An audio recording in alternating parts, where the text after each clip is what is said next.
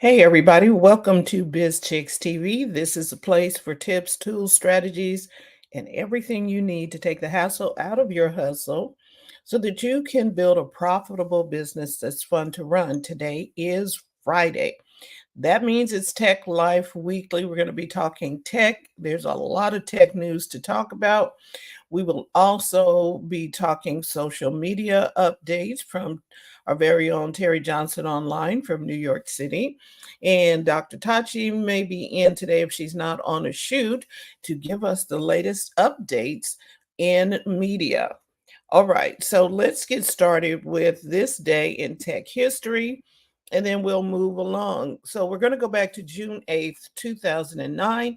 At their Worldwide Developers Conference in San Francisco, Apple announced their next Mac operating system, which was Mac OS 10.6, and it was known as Snow Leopard.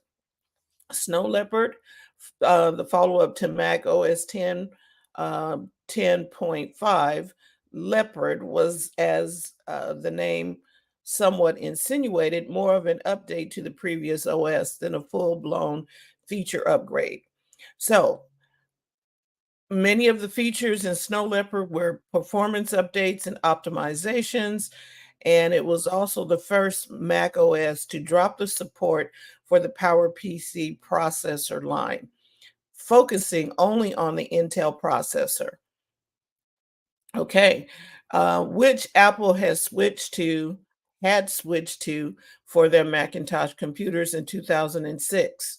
So now, as you probably have been aware, Apple did their Worldwide Developers Conference just this week on Monday, where they announced some updates to iOS, Mac OS, and some other things that we will get into a little later on. Next up, Life Finds a Way. June 9th, 1993, the motion picture Jurassic Park premieres in Washington, D.C., the highest grossing film in history at the time. The contributions of Jurassic Park to the field of special effects is perhaps as important as the original Star Wars movie that happened 16 years prior. During the production of the movie, the decision was made to incorporate the use of computer generated imagery, CGI for short, in a large scale by interweaving the use of CGI and animatronics. The movie's special effects were of a realism unprecedented at the time, and some people think so until this day. Jurassic Park Jurassic Park jump-started a wave of movies that made heavy use of CGI throughout the rest of the 90s, and at present, the use of CGI pioneered by the movie is now entirely commonplace. We've got a lot of movies with effects and things that all began because somebody decided to play around with the computer generated uh, tools. June 10th, 1858, two ships head out to begin work on what will become the first operational transatlantic cable. Previous attempts at laying a transatlantic cable had failed, and it designed for telegraph operation. The cable run is completed on August 5th, and the first test message, I did say test, not text, is sent on August 12th. However, after being used to send a total of 400 messages, including between U.S. President James Buchanan,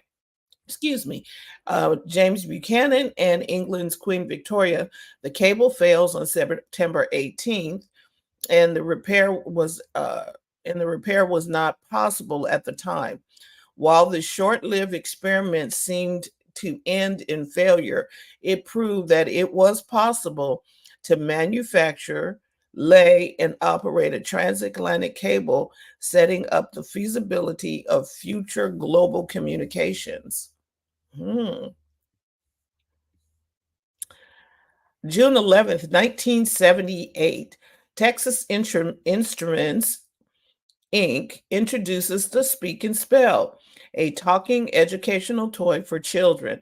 The device features the first electronic duplication of the human voice on a single chip of silicon. It's transformed digital information processed through a filter into synthetic speech and could store more than 100 seconds of linguistic sounds. And we thought AI just came out now in 2022. No, it's been around for a while. June 12th, 1967, the Soviet probe Venera 4 is successfully launched. On October 18th, 1967, it will enter Venus's atmosphere, where it will become the first space probe to successfully return atmospheric data from another planet. And our final story also has to do with space. June 13th, 1983, the NASA space probe Pioneer 10 crosses the orbit of Neptune, becoming the first man made object to leave the solar system. It was launched on March 2nd, 1972, toward the red star Aldebaran, which forms the eye of the constellation Taurus. The last contact with Pioneer 10 was on January 23rd, 2003. And that is a look at some tech history. I want to look at some tech making history. So let me pull that up. Let's talk about some tech making history. There's so many things going on.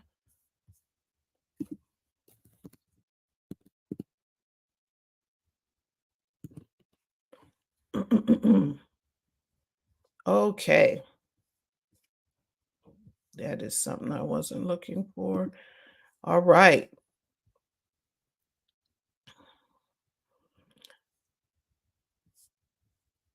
Anna Gomez, during the June 22nd, 2023 Senate Committee on Commerce, Science, and Transportation, at her first federal communications meeting since gaining Senate confirmation, uh, it has become clear that she will be a change maker. And this is a story that was put out by Tech Brew. Um,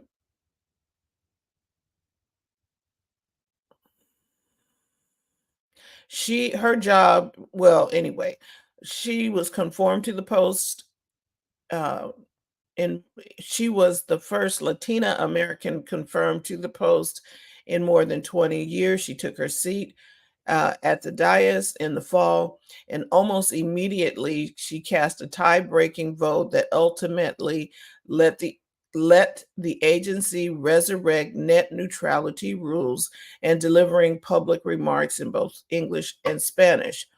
Uh, her Tech Brew sat down with her to talk about the biggest challenges facing tech today. So we can read a little bit more about that.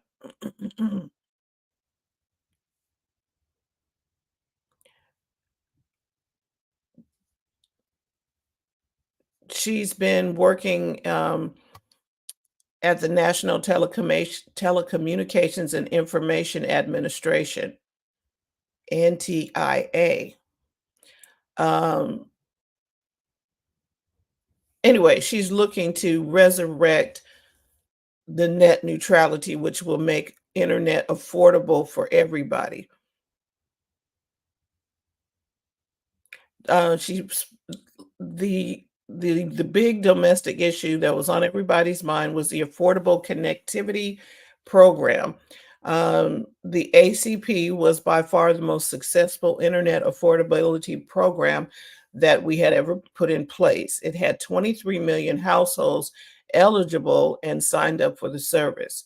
So losing that program is concerning for her, and she believes that it puts at risk the affordability for a lot of households. So she's been working to keep the net neutrality going. She also talked a little bit about AI. She says artificial intelligence can do so much good, but it can also be used for nefarious purposes, and that is concerning. The FCC recently acted very quickly to make clear that Telecommunications Consumer Protection Act prohibits using artificial intelligence in robocalls and robotexts without a consumer's consent, which is important. Just because that we are heading into an election and that somebody replicated President Biden's voice and used it in a nefarious way. So um, the commission took action on that. Okay, let's see what else we got going on here.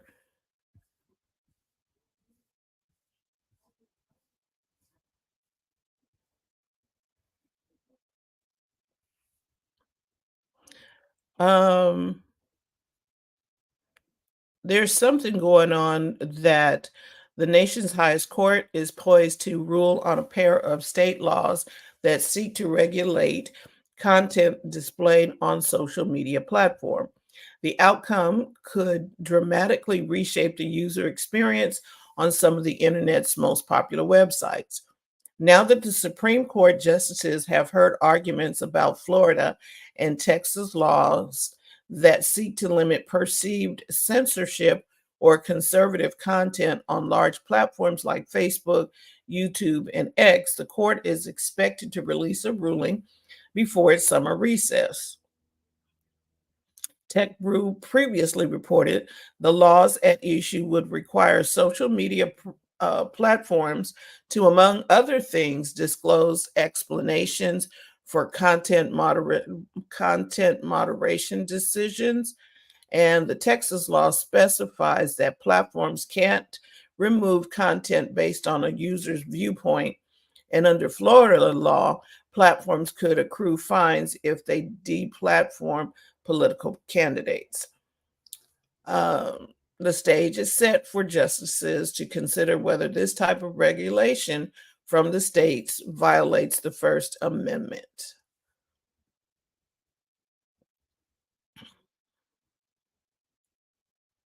In June, in another story, in a June 10th letter to House Energy and Commerce Committee leaders, 22 technically and technology and business trade organizations under the banner United for Privacy expressed concerns that the American Privacy Right Act doesn't go far enough to override overlapping state privacy laws. We agree with the legislation goal of providing a uniform national privacy standard. However, as drafted, APRA falls short of creating a uniform national standard due to its inadequate federal preemption of the ever growing patchwork of state privacy laws. And the group wrote this. Okay, let's see what else we got going on here. Apple, which has by and large set out the AI rat race to date, jumped into the fray this week as its annual developers conference, WWDC, um, this past week jumped into the AI. AI in your phone will make your busy life easier. For individuals who use phones and computers all day for work and play, Apple joining forces with OpenAI feels a bit like the final nail in the coffin for AI adoption. This is a story from Tech Brew. It doesn't matter if you don't want to use it, it's here, it's in your phone. Uh, he's being a little sarcastic. Get used to it. So you get to use that. AI is being incorporated into Apple Siri and things of that nature. You'll be able to use your Chat GPT within your phone, and it will be on your device more so than where it goes up to a cloud. So the privacy is still a thing for Apple. In the news, using tech to solve actual problems, The Verge has a write up on a proposed California bill that would require speed governors on new cars sold in California. The piece notes the backlash that ensued because of Americans' apparent belief that speeding is a constitutional right. But speeding is, in fact, pretty dangerous. So, and Vox's Marin Corrigan has some excellent reporting on why U.S. roads are deadly. In case going down this particularly distressing rabbit hole feels right for your Friday. So, what they're talking about is that California is talking about putting speed governors or things that will restrict your speed on new cars in California. Yeah, because people drive weird.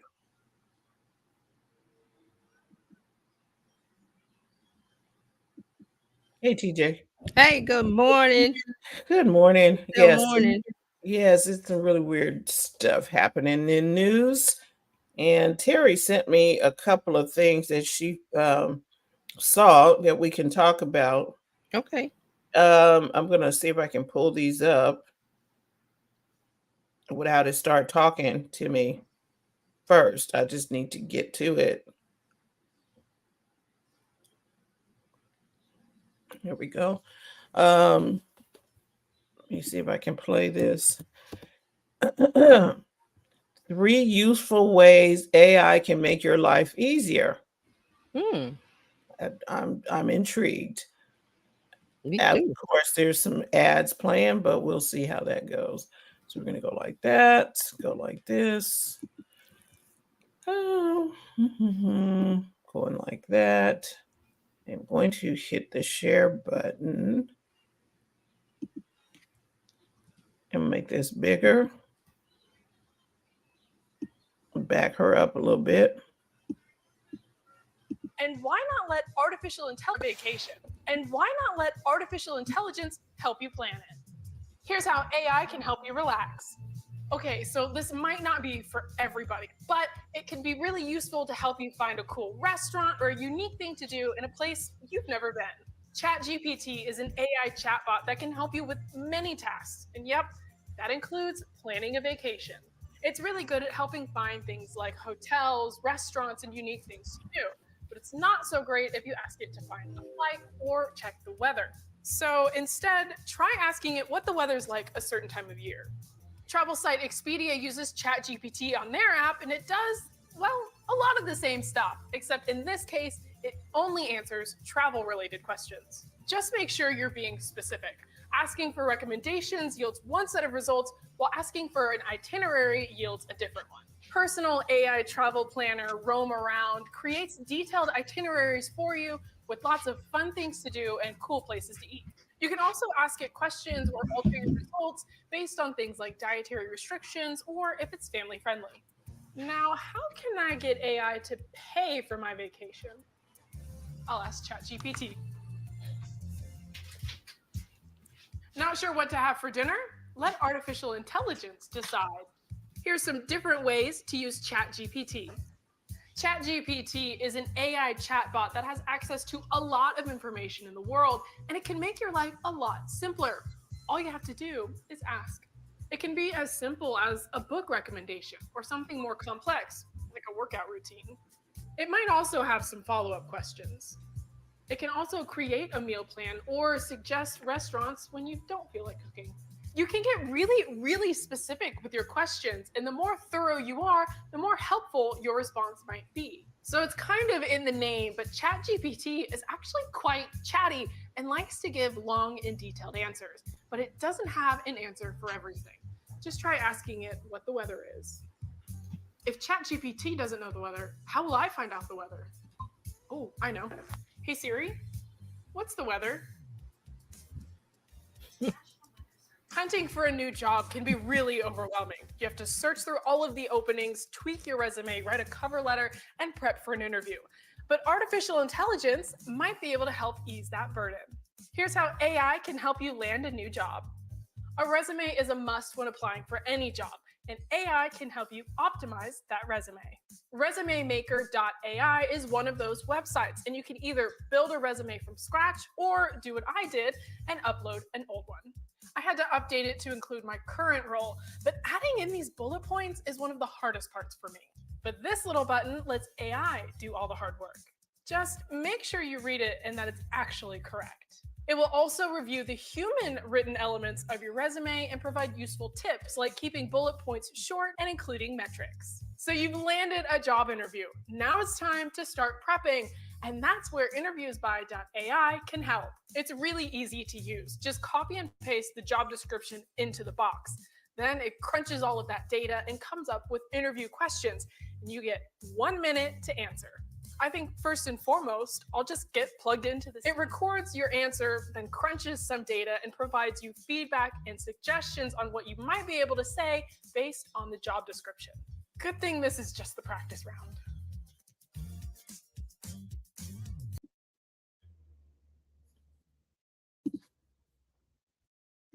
So, well, Hold on, I'm muted. Because when she was saying the commands, my devices was going nuts. yeah, mine didn't kick in. No, I did. When she mentioned it, I was like, "Oh, please don't turn on." Mine, it kicked in. And I was like, "Oh, stop!" So AI can do a great deal of things, and now I read some, the WWD for Apple happened. Mm-hmm. Yes. And Apple now calls their AI Apple Intelligence. Yeah. And I think it's going to be pretty good because they're going to put it in the device, and it's not going to be like your stuff goes out to the cloud, like on ChatGPT. Whatever you put in goes up to a cloud, right? And it's stored there. Right. But Apple is everything on the device for your privacy. You're not going to have your stuff up in the cloud. Right. It's going to be within, and that makes a lot of sense for Apple because Apple is a closed system. That's how they operate. So we were having discussions about that this week, and we were saying like, well, Apple didn't have to rush to be the first. No, they never do. No, because they let them make all of them speed bumps and hit all of them potholes and stuff, and they just sit back, okay, and then they fix all the stuff and come out with theirs, which makes a lot of sense. Apple has the market share. I think this week they're like the top company, like as far as market valuations. Like it's between Apple, Microsoft, and like they all switched. They switch from 1, 2, 3, whatever. So Apple's on top now. Apple's a cash rich company. They have lots of money. They don't need to rush. I say it's the tortoise and the hare story. They're the tortoise. And they don't just have to be the hare. And now these functionalities for Apple Intelligence is going to require that you have M1 products in your phone, and you need to have the 15 Pro to do some of the things. And I heard a lot of complaints about that, but with technology, you cannot keep a 10-year-old, 5-year-old computer because things change in technology and computers so fast.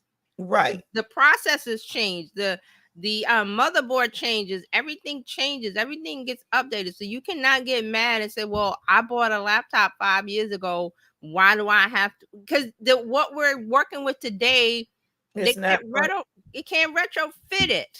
No. And they did not want to put it on. That's just like an old device, and you trying to run Windows 11 on some old piece. It's not going to happen. It doesn't fit. The tech doesn't fit anymore. And now the cool thing about Apple is if you like, if you have an M1, Mm-hmm. which is Apple's own processors, the updates are going to run on your device, right? But if you have something from like 2010, I'm sorry, people, that is not going to get it. Even though your computer runs, it will not be able to do the new stuff. I'm sorry, that's just how it goes. And so during that developer conference, I was like, wow, they did a lot. They announced a lot. The main things that stood out to me was the integration of AI. They partnered up with Microsoft, not Microsoft, but OpenAI. Mm-hmm. That was huge. Okay, but what my thing is, who else would they partner with? I mean, I'm trying to think. Like when you get gas, you go to the gas station. The different, different flavor, different this premium, whatever. Where does the gas come from? It comes to one place. Right. And they went to the source. Yes, the source. That's what I mean. Is the source? Where else would they go? Because I was like, not a shocker. No, and it's just not going to cost you anything to use it. If you have the paid account, you'll still be able to keep your paid account or whatever, but you won't need to have it if you're using it from your phone. Right. I was like, okay. And it like the lady was showing, it will do things like plan your vacation and do all that, but it's going to do so much more. Yeah, I mean, when we first started talking about ChatGPT, I said it was going to be everywhere. It's going to be where we're not going to call it OpenAI. It's just going to be, that's what Apple's doing. Apple's just like, here's your device. It does things for you. And as humans, that's all we care about. I don't care. Right. Like, well, it's right. ChatGPT, no, it just does what I want it to do. And then that's why Apple is calling it Apple Intelligence. Apple just said, forget all the rest of that stuff. We just going to, and you will be able to do some. It's going to improve S. I'm not going to say the name, but it will improve S. And it probably will make it better than what I've been experiencing, like where you call it and tell it you want to make a phone call. And it tells you, you don't have that person in your contacts. I'm like, look, you know what? I do have this person in my contacts. And some weird stuff that was happening. So I'm glad they're going to update it so that it works better and integrate stuff. Because, they were doing this before ChatGPT came out, where you can have it was suggesting stuff. Did you want to order your coffee? Do you want to do all this stuff as you are going through your day? It helped you set up your day, like start your music. Okay, you had a open, what was it called? Shortcuts. Yeah, that's what they were calling it. Is it still shortcuts or? It's still called shortcuts, but now they're probably going to call it Apple Intelligence instead of shortcuts. Right, because I was using shortcuts in the beginning, and then I kind of stopped using it. I don't know why, but I would find, on the internet, people would, I wrote a shortcut for this, that, and the other. So, like you said, the shortcuts is going to was their entryway to, AI tools and stuff. But other people were writing the scripts. Now, Apple goes, well, okay, we just gonna put it all in the phone, and you're just gonna. What it's going to be is it's a time saver. AI is a time saver. I'm seeing that more and more, because before we were talking about ChatGPT or OpenAI. Now we're just going to be like, I need to make reservations at the restaurant down on whatever, and you just say it to the phone. I need to make dinner. I have chicken, and the phone or whatever device just spits out, okay, do this, do this, do this. Oh, I don't have all the ingredients, and they put it in Instacart or Amazon Fresh or whatever you have connected. Right, and it will go and print out the shopping list. Did you want me to order this? And send it to Instacart or to Fresh, and it has it, and then it's delivered to your door Yeah. without you having to do it. Right. It's learning and thinking. Well, it's not really thinking, but it is learning patterns. Thinking requires some sentient help, but And I'll use like a personal example. Like the phone always had the S word, and you could say S, do this, do that. I was never doing it, but now I'm like, wait a minute. Instead of me getting a phone, tapping it, face recognition, searching for the app, that I was like, wait a minute, I could just hit the button or say, hey, S, open. And I was like, I've been sitting in this whole time doing 10 steps and it is on my Mac too. I was like, I could just tell it what I want. Right. And I wasn't using it before, but now that it's, we're doing more AI, GPT, whatever stuff. I'm like, wait a minute. I don't have to click or open the phone or tap or search. I could just say what I want to one of the things and it does it. But it was a progression for me because we're used to using the computer a certain way with a mouse. We won't need that anymore. It's gonna be like Star Trek. Computer, make me a milkshake from the 1930s or something, and it's gonna sit up there and replicate your milkshake. I'm just telling you, the Star Trek, we're already talking to the computer. And that's what last week Terraline and I was talking about something. I forgot what it was. And I was saying that if you watch Star Trek and you watch them on the holodeck, that's the thing that we're going to do. I think it was with the Sora. Yes. I think it might have been that, but I mentioned because of the movie industry. Yes. The movie industry is going to be just like the holodeck, and they will not have to put the rocks and stuff in place and do all that extra stuff. It's just going to be. Because think about when I think it was we were talking about Ashton Kutcher. Yes. That he has an advanced. He's in the beta for Sora.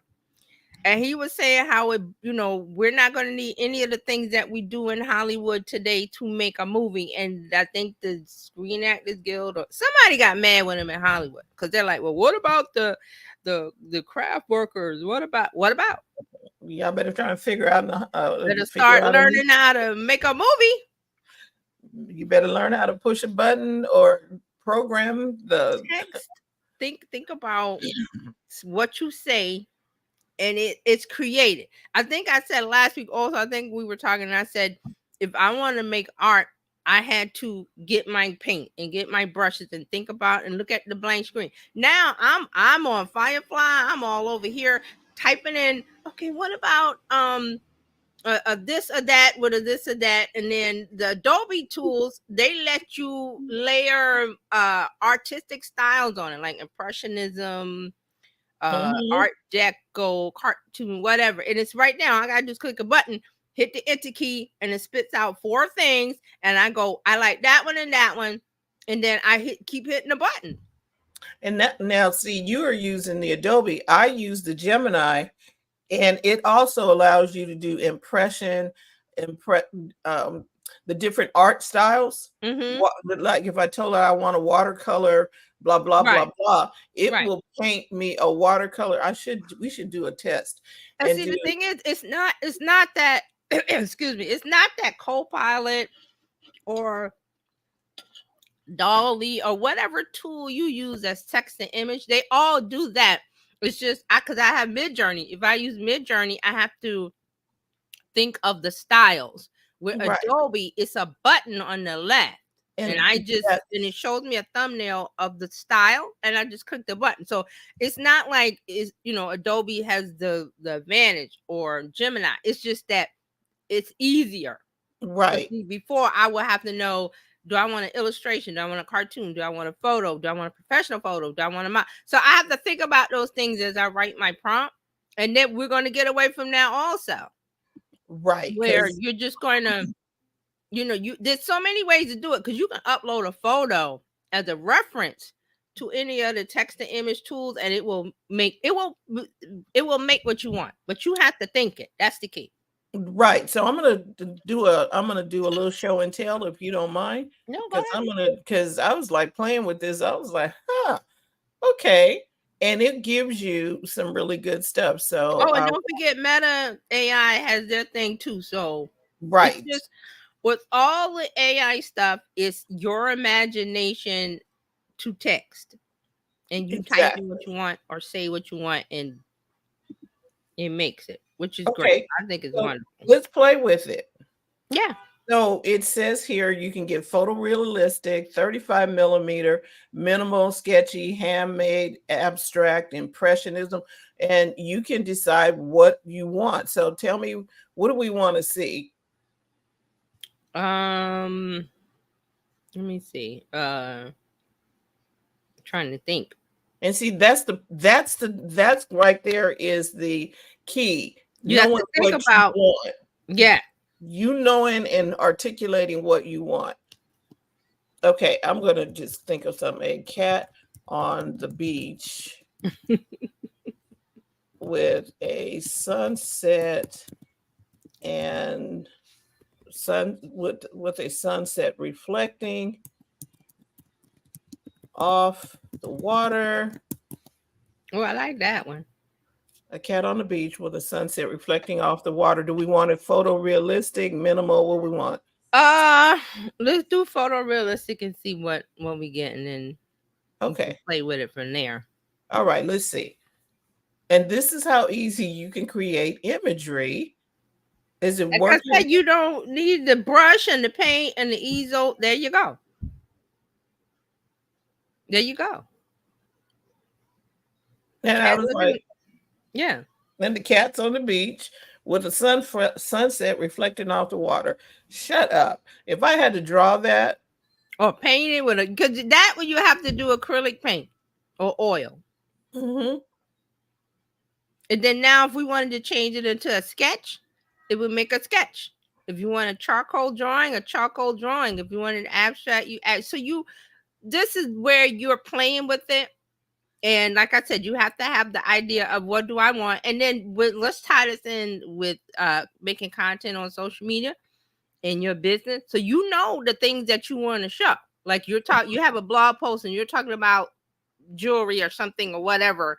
And this would be great to take on vacation when you go to Aruba or you go to what? See, you can go in here and make a model, woman, man, whatever, in Aruba, in Bahamas, in wherever, on the beach, at the pool, and with the jewelry. And you just play around with it until you get what you want. Take what you want, and there's your image that goes with the content that you're writing. And this doesn't take long at all. No. So they gave us a sketchy charcoal and they gave us something else. I was like, okay. Right. So back to the example of the jewelry. And this is great for vacation or whatever. You would have to find a model, get a photographer, set up a shoot, get the whatever, you would have to do all that. And as a business owner, you're thinking, well, that's not my budget. This is in your budget right here. And what did you want to do? What kind of jewelry want to do? I'm trying to think. Gold jewelry on the model. She's on the beach. She's poolside. She's poolside at a resort in Aruba. I guess we should classify the jewelry. Well, let's see what we get first, and then if we got to go back, like if I'm doing a necklace, maybe we have to go back and do a necklace. But let's do this. She's poolside, in swimwear with a drink and sunglasses. Okay, that is poolside. Let's see what we get here. Yeah, they might do her. You know what? The less you do, the more you get. Okay, so let's see what we get. That is poolside with the drink. Let's put with the drink, with the tropical drink. See, now that I might get what I want off of the first try, but then I'll say, okay, maybe I got to go back and adjust depending on what they give me. And it's thinking I and might have to do like the sun. See, look, and we get one. see? So now I might go in and change the jewelry. Like it could be like maybe it's too much. This is too much. Maybe I could say one gold necklace. You see, that's what I'm saying. You can go in if you wanted to make the model a different ethnicity. You can put that in. Black woman, white woman, Asian, whatever it is. You put that in because you're being specific about your audience. Yep. She's poolside with a tropical drink. I could say she's lounging next to the pool, and then they would put her on one of the beach lounge chairs. How do you want the image to look to go with your content? And this is AI generated model. This ain't just when you and I've found that when you want them to look a certain way, you use model, or you can design the clothes. It gives a certain thing. And then here I could change the gold jewelry to something more specific. Yep. Like gold intricate big hoop jewelry, earrings, or something like that. If I'm talking about the earrings. But see, this is where you start with. I'm a fan of less is more with prompts, and I see people out here sharing act like a this and that. I'm like, you don't got to do that. Maybe in the beginning, last like 18 months ago, but now because the AI models are refined and trained based on what we've been entering, you could just say simple things and take it from there. But you have to know where you want to go with it. So that's the cool thing. You could talk about her hairstyle. You could talk about her ethnicity. You could talk about if she's on the beach, if she's next to the pool, if she's in a lounge chair, if she's at dinner. See how that goes? Okay. No. Now this is good because see, sometimes they won't give you what you want, and you have to figure out, well, what happens. So we might have to go back to gold jewelry and then change it to gold earrings, just gold earrings, or a necklace, or you could say beautiful necklace, intricate necklace. There's lots of descriptions to get what we want here. And then it could be a photograph. It could be illustration. It could be a cartoon. It could be a sticker. It could be whatever it is you want.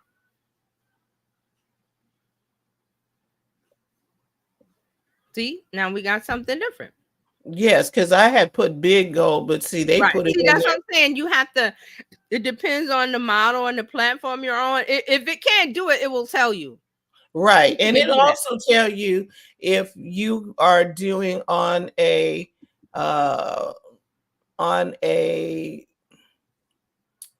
model of color. No, just say black woman.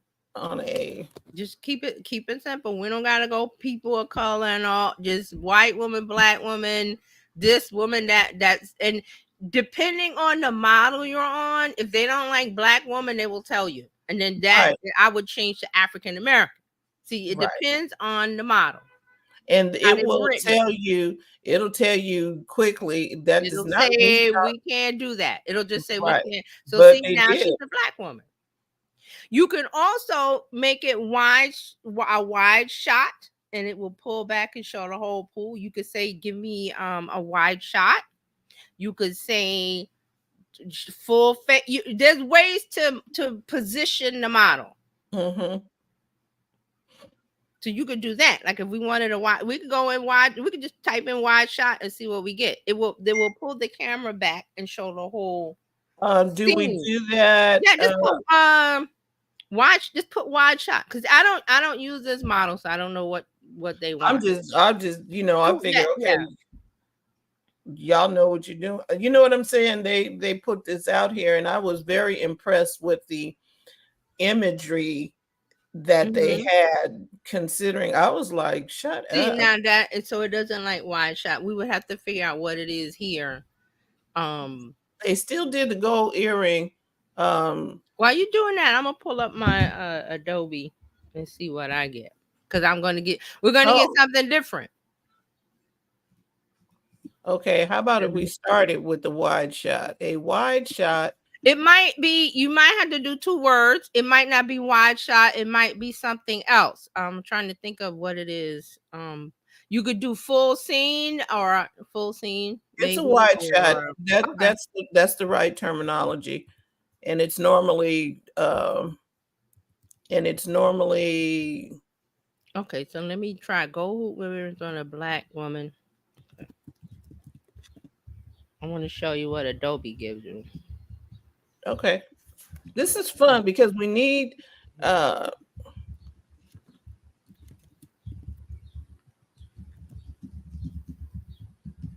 black woman model. Let me type that one in. Let me get rid of this because let me okay, let me take this. Oh, come on. I hate it puts a default prompt in, and you gotta delete the whole thing. Yeah, they had a default prompt in here, I but hate that. I just want an empty box. right, I know they're doing that to help you. give you a creative start, but I'm like, I don't need it. I know what I want. I'm coming already with.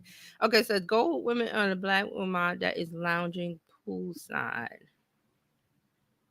Lounging poolside. Tropical drink. Let me see what else. Tropical. Okay. Okay, let me try this.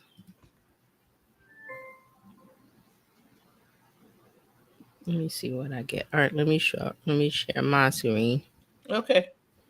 Let me stop sharing. Okay, is it coming up? Okay, here we go. We got me. Okay, yeah, let me bring up my screen. Share. Welcome everybody. We are playing with AI today, showing you what you can do with some imagery. Oh wow. Okay, so that's what I have.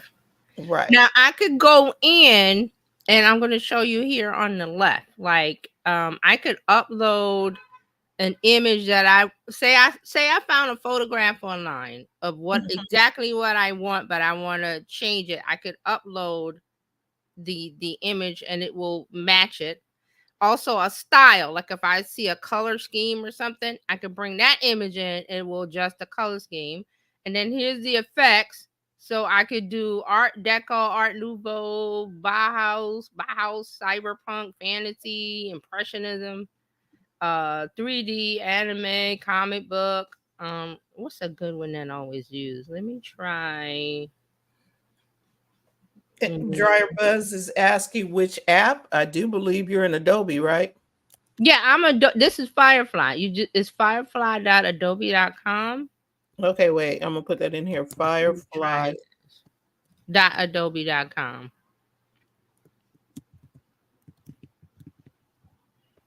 Okay, well that's going. So see the different effects. Dark fish eye. Oh, it didn't really change. Why didn't it change? All right, let me go It did back. change a little bit. A little bit, but not much. So then I have to go in. So I have to click off the one that I chose. Where is it? Color shift art. Okay, I can sometimes I can get it here. Okay, there we go. I'm looking for. Okay, so there's lighting.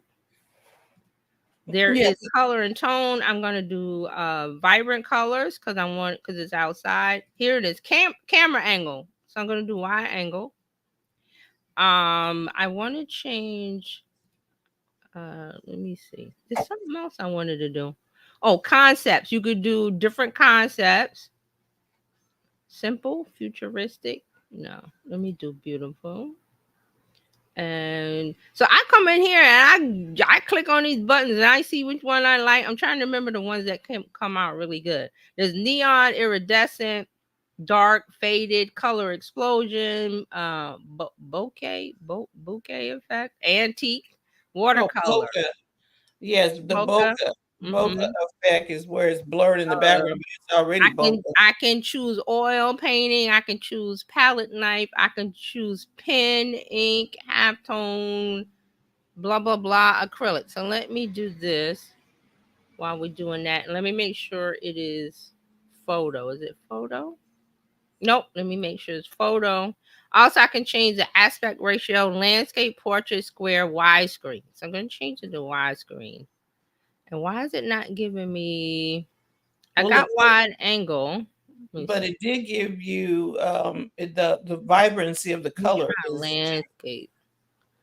The colors are more vibrant. You know what I mean? If I had a certain color scheme I wanted to use. Oh, I do know one I want to use. So for popping up. So for styles, let me see if I can bring up a style. I had something. Yes, this. Let me try that. Okay, uploading images. So see how this the wide is, if it's giving more, I could pull back. Like I don't want a close up. I'm trying to think of how I don't want it this close up on her. I'm trying to think of also I can take the hyper realistic off and try I'm going to try professional. See how I just changed some things? Mm-hmm. Professional. So also here the prompt suggestions. So I did professional, so it could do professional makeup and hairstyle, photo shoot and luxury spa. Let's do that. Okay. And then if I don't like anything on the bottom, I just click the X and take it off. Come back over here on the left. So see how that reference photo is something I made with Firefly. It's a tree. It's a tropical scene, but it's like it's not a photo. It's like a illustration. So there's tropical palm trees and things in the back. So it added that as a reference. This is good. And now, so if I wanted to change the color of her swimsuit, let's say red. Okay. Red. Let me see, red clothing, because I don't want it to, because some of them are swimsuits. And then every time I type in there, it's gonna pop up with something to change it to. So I could choose one of these, but I'm not. And you can turn that off, like that pops up. So I'm gonna do that, and let's see what we get. So I'm in here all the time with this and the other tools I have. And I'm just clicking it because I want to learn like which style and which button gives me the best output. So here we go. She got on red.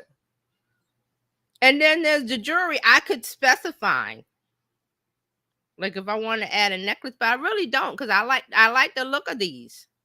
Right. Also, I should have been hitting favorite. So let me star it, because you can download each one. You can say you like it or you don't. There's an edit button. You can take it to the other Adobe tools, Adobe Express. If I save the favorite, it saves in my favorites. So I can save that one, and let me get this out and here. So that way I don't have to download it right away.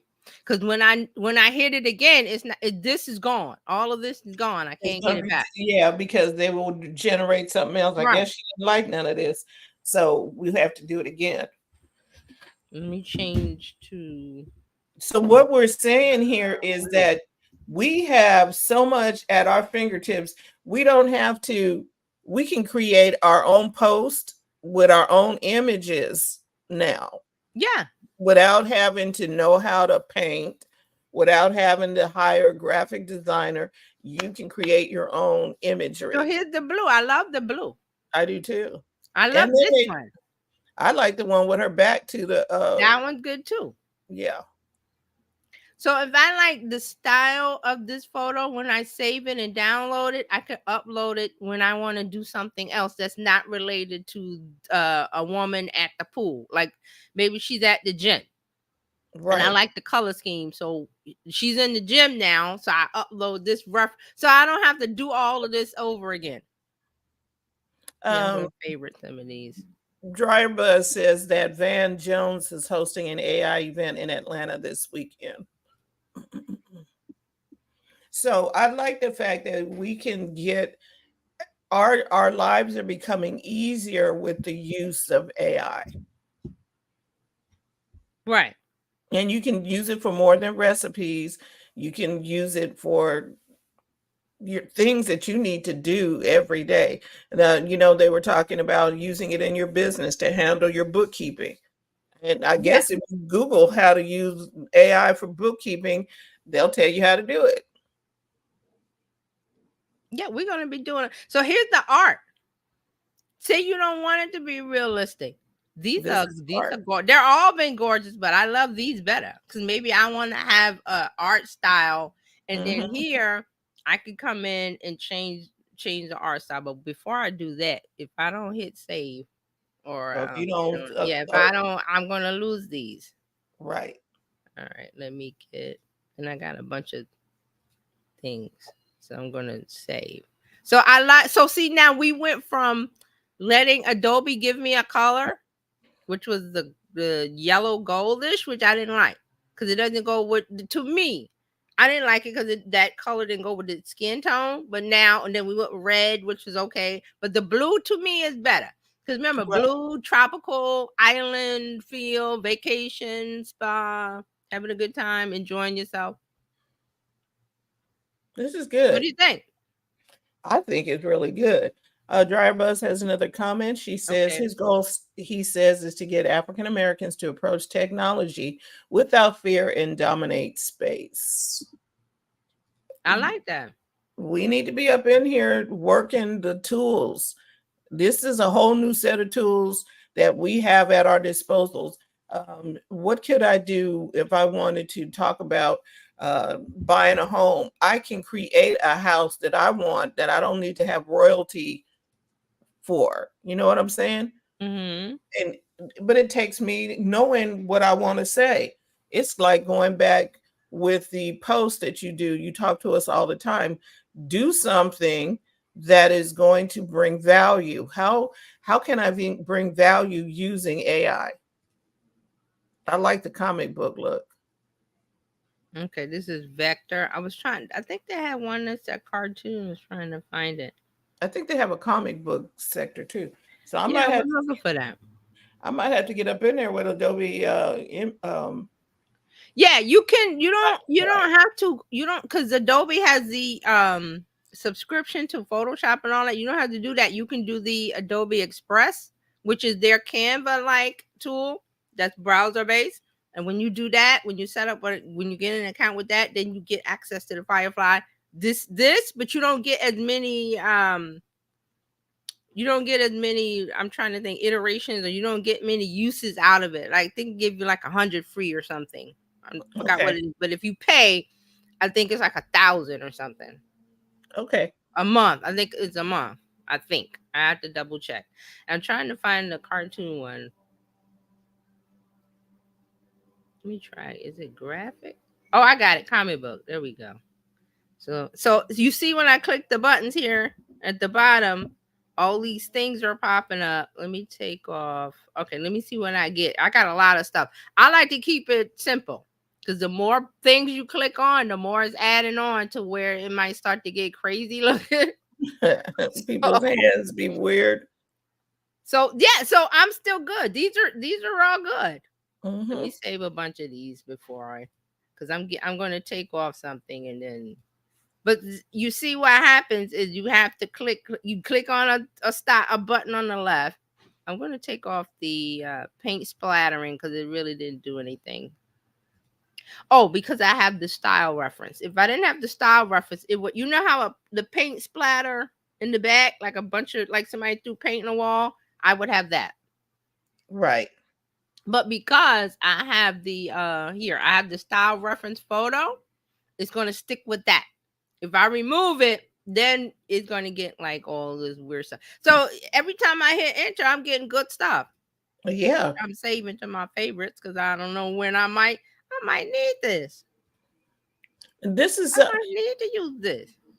AI can be your friend, but you're going to need to know how to interact with it. Okay. But I would say to you, do what TJ is doing and go play with it. And so I can just hit enter all I want, and it's just gonna give me more stuff. Right. I might change this to couple. Let me change that. Let me see. With part of a couple, couple These could be book covers. couple on vacation. And Yes. it might throw a man in there or a woman. I don't know who's gonna throw in there. Oh, I love these. These are gorgeous. Yeah, you Aren't better they get 'em. gorgeous? Yes, so you better get them before you. I am. That's Look what let at me it. click. If I don't click save, they're gone. It's gone. Oh, I got a little. One of my little extensions is popping. Hide. Okay, hide. There we go. So now I put a couple on I misspelled vacation. Let me fix it. But they may still pick it up. Yeah, it's gonna AI is gonna know I did a typo. I want to see what happens if I do couple. See, now it's the style reference, but these are good too. Let me save these. All right, see, I could be here all day clicking on this, so let's. She's let's just like, move "Ooh, away I from got there. stuff." You can I do. could be here all day. Let me remove the style reference so you can see what I'm talking about. You can do. You can have imagery for your books. You can have imagery for your product labels. You can have imagery for just about Ooh, anything. these are good too. Oh my goodness. Okay, And see, she in the pool. I'm here all day with this. I'm trying to get the couples. I took the black woman gold hoop earrings off and just did couple on vacation. Let's see what we get. I didn't even specify any ethnicity or anything. I just said couple on vacation. Let me see what we get. So now this is what we get. Okay. And now you would have to. saying Why you are wanted they to. standing in the water with the clothes on? Never mind. But okay. Well, they're poolside. But they in the pool on the top right. They in the pool with clothes Oh, on. that one. Yeah, I didn't see that one. So I mean, I could say this now. I could say black couple on vacation if I wanted, or Asian couple, whatever, you know, because you're going to specify according to your audience. I could say teenagers or whatever your generation is. Kids at the pool Older side. couple.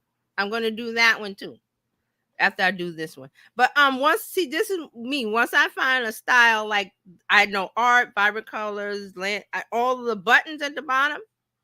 Oh, these are good too. Let me say, never know if I need these. And see, by me saving it, I also save the prompt and the settings. All right, so now I can say older.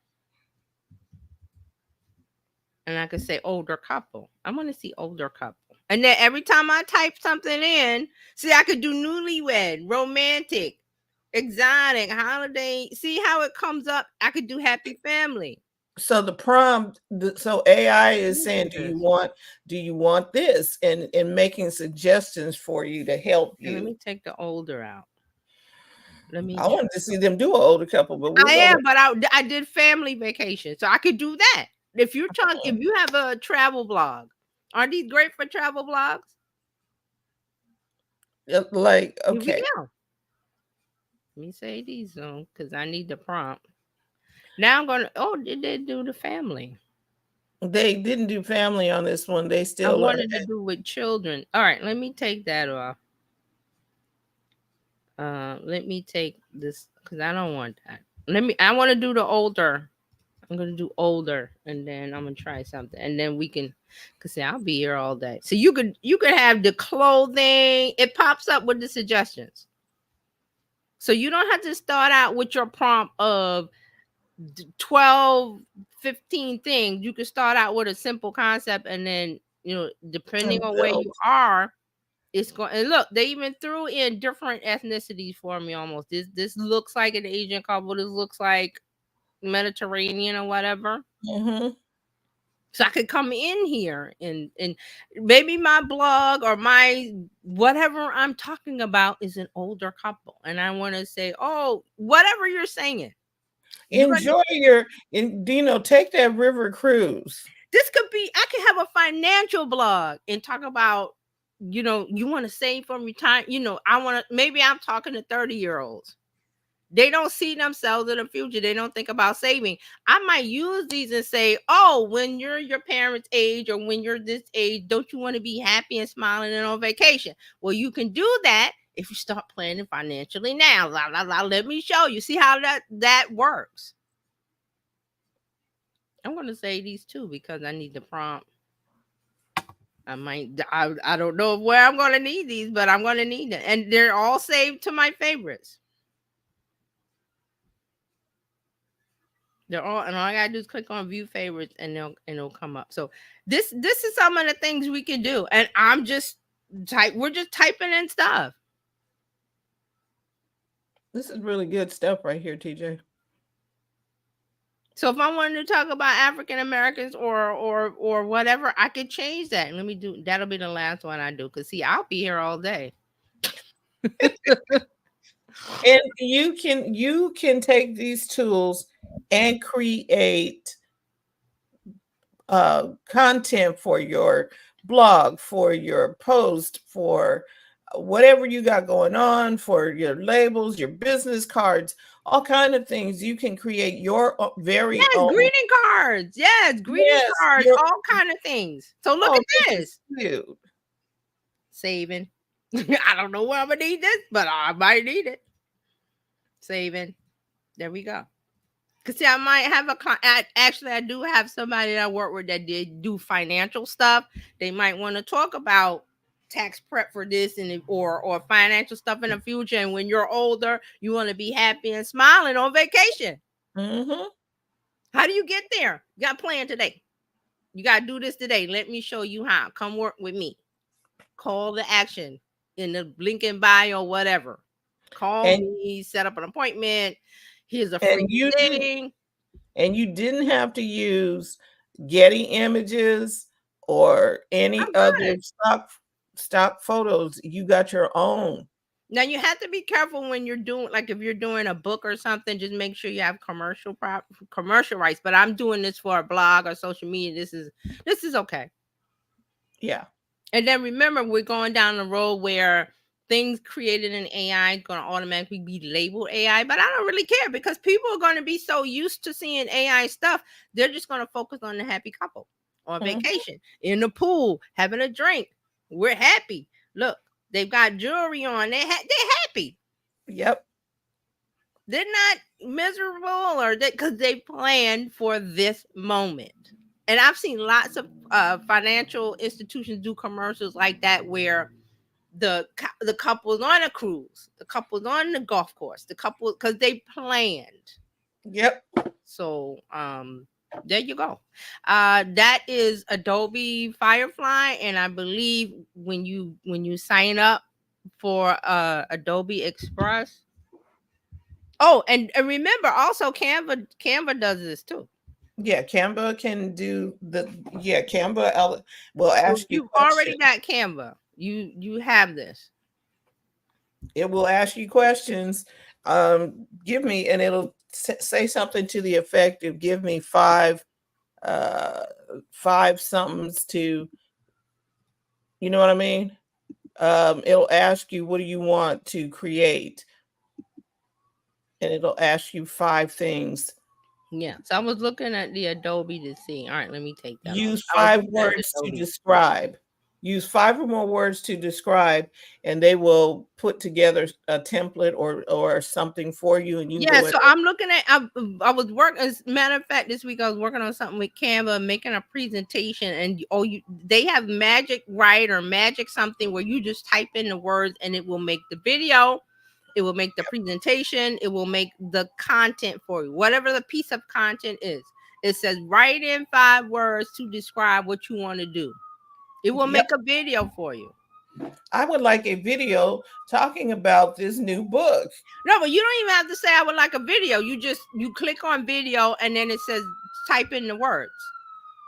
And it doesn't allow you to type in a whole book. You type in a few words and it gives you what you want. I think it's Magic Studio. Let me bring this up real quick since we're talking about it. Right. Magic Studio. That's what it is. Magic Studio. So Magic Studio in Canva. This is what it is. So it does magic design for social media, for presentations, for video. So if I go to video and see, all it says is that you select your clips and it will do all of it for you. So transform your content into short shareable videos with built-in music in seconds with Magic Design for video. And you go into it. Let me share this tab. Oh, I just And then created one. And you just pick your images and stuff, and then it will do that, and then you type in what you want. Oh, let me go. Let me get out of that. Let me go back here. Oh, I didn't mean to take it off, but that's Canva. If you go into it, it will ask you to describe like 5 words or whatever. Like I think it's like 100 characters is a limit, and it will. And you pick your images or your video clips, and then it puts the text over it or under it or however you want, and you're off to the races. Yeah, I just typed in their video or something, and I was like, okay, pretty cool. Yeah, so I think when we first started talking about ChatGPT, I said that this is going to be the best time for business owners. Yep. Why? Because you don't have time to sit there and create content. I mean, you may. Let me not say you don't have time, but it's better. It is more efficient for your time to allow, if you have to do it yourself, use these tools and let AI do it for you. Or if you've got, in your budget and you got somebody you can hire, they can also use these tools to where the time frame between I need this and having it delivered is this, because Right. AI will do it for you. And yeah, there's not a thing about, oh, it will look AI. We used to that. We're used to it now. Because AI does not look like AI. It looks like a photo. Right. It looks like a video. We're used to seeing AI stuff. So it's not like, in the beginning, I think a year ago, I was on LinkedIn and there was a big discussion about writers. Oh, I'm not using AI because that's not authentic. I was like, I'm using AI because it saves me time. What are you talking about? Not authentic. You can, instead of let me think of, it take me a week to make a blog post or something. It take you less than a day now. All you have to do is, because I have an idea in my head for a blog post that I'm gonna work on. Think of it as having a real life assistant. You're the president of so-and-so company and you have a secretary. What does the president tell the secretary? Get me so-and-so on the phone. Write me a this and this. I need the figures on blah, blah, blah. And they go and sit in their office and the secretary does the work. It's the same thing. Yep. Get me the report on blah, blah, blah. Make me this. Make me it's all there. It's a genie in a bottle. I think I said that too last year. There was a genie in a bottle. Yep. And you get it's Aladdin. You get 3 wishes. No, you get more than 3 wishes. How may I serve you? And all it is doing is asking for a command. It's just sitting there waiting. Also with your devices in your home, if you have the Alexa or whatever on your phone. It's sitting there waiting. That's why Apple is making Apple Intelligence. It's sitting there waiting for the command. And then we sitting up here like, and not using the stuff. Right. I don't understand it. I don't understand it. I mean, I do, but I don't. And like I said, I use the Firefly. I have the Firefly. I have the Midjourney. I think I use the Copilot.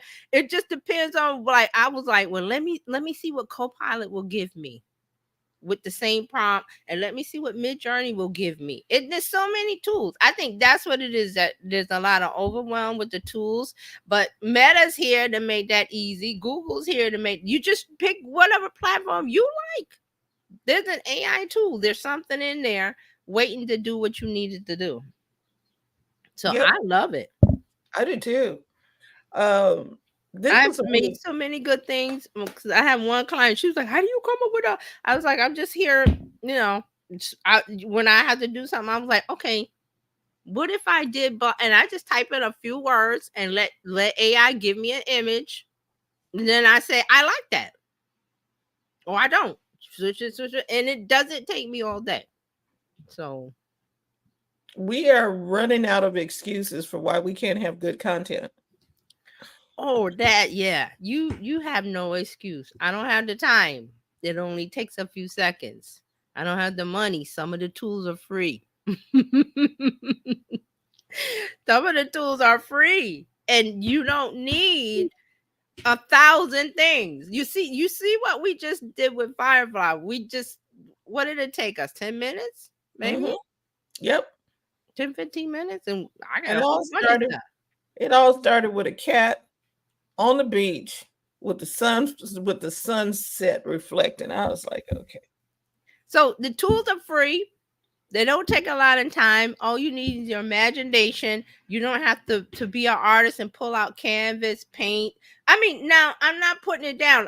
You will love that process. An artist will still use the canvas. Because that's what they do, because that gives them joy. They're going to paint because this is what they do. But that's not my skill set, nor do I want to spend that type of time. And most of the time, artists will start with an illustration, a sketch. So where can I get a sketch? One of the tools I could say, give me a sketch of the cat, or give me a sketch of, and you get whatever you want and go, okay, go and paint that. So yes, this is really good, because I like to, on different holidays like Mother's Day, Father's Day and stuff, I like to create my own your own card, my own card, right? So I can say, give me a sketch of a car and a tie and a blah blah blah blah, and whatever that sketch is, and then I can go into what's the Procreate and do all the stuff I want to do in Procreate. Right. Procreate, Adobe Express, Adobe, Canva, wherever you want to go with it. Yeah. Really.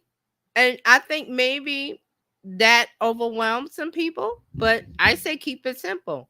I remember the early days, they had the goddamn prompt or something, and it was like a book of prompt, like the prompt was a book to put in the ChatGPT. I was like, I'm not doing all that. You do 1 or 2 words. And it's been refined. The process has been refined. The programmers go in and change it to, you give it a few words and you get what you want. It's supposed to be simple, not hard. And it has come down to the fact that ChatGPT is free, and the free version is real good. Yeah, there's nothing wrong with the free version. Nothing at all. Good. And I think that's the way they designed that. I don't know, because I don't know Sam Altman, the guy that founded all this with his group of people. But they started, when I found out it was nonprofit and profit, I'm like, okay, that says a lot, because it could have just been all profit. Instead of having a nonprofit. What do you have a nonprofit for? That's a charity. That's to let somebody, we're going to help you, and it low cost or no cost. Right. So take that, people are talking about, oh, he's planning the destruction of the world. Really? Really? AI, and I saw this earlier, AI has been going on for a while. The Speak and Spell, remember the little toy for kids, the Speak and Spell? I talked about it in tech history. That was AI.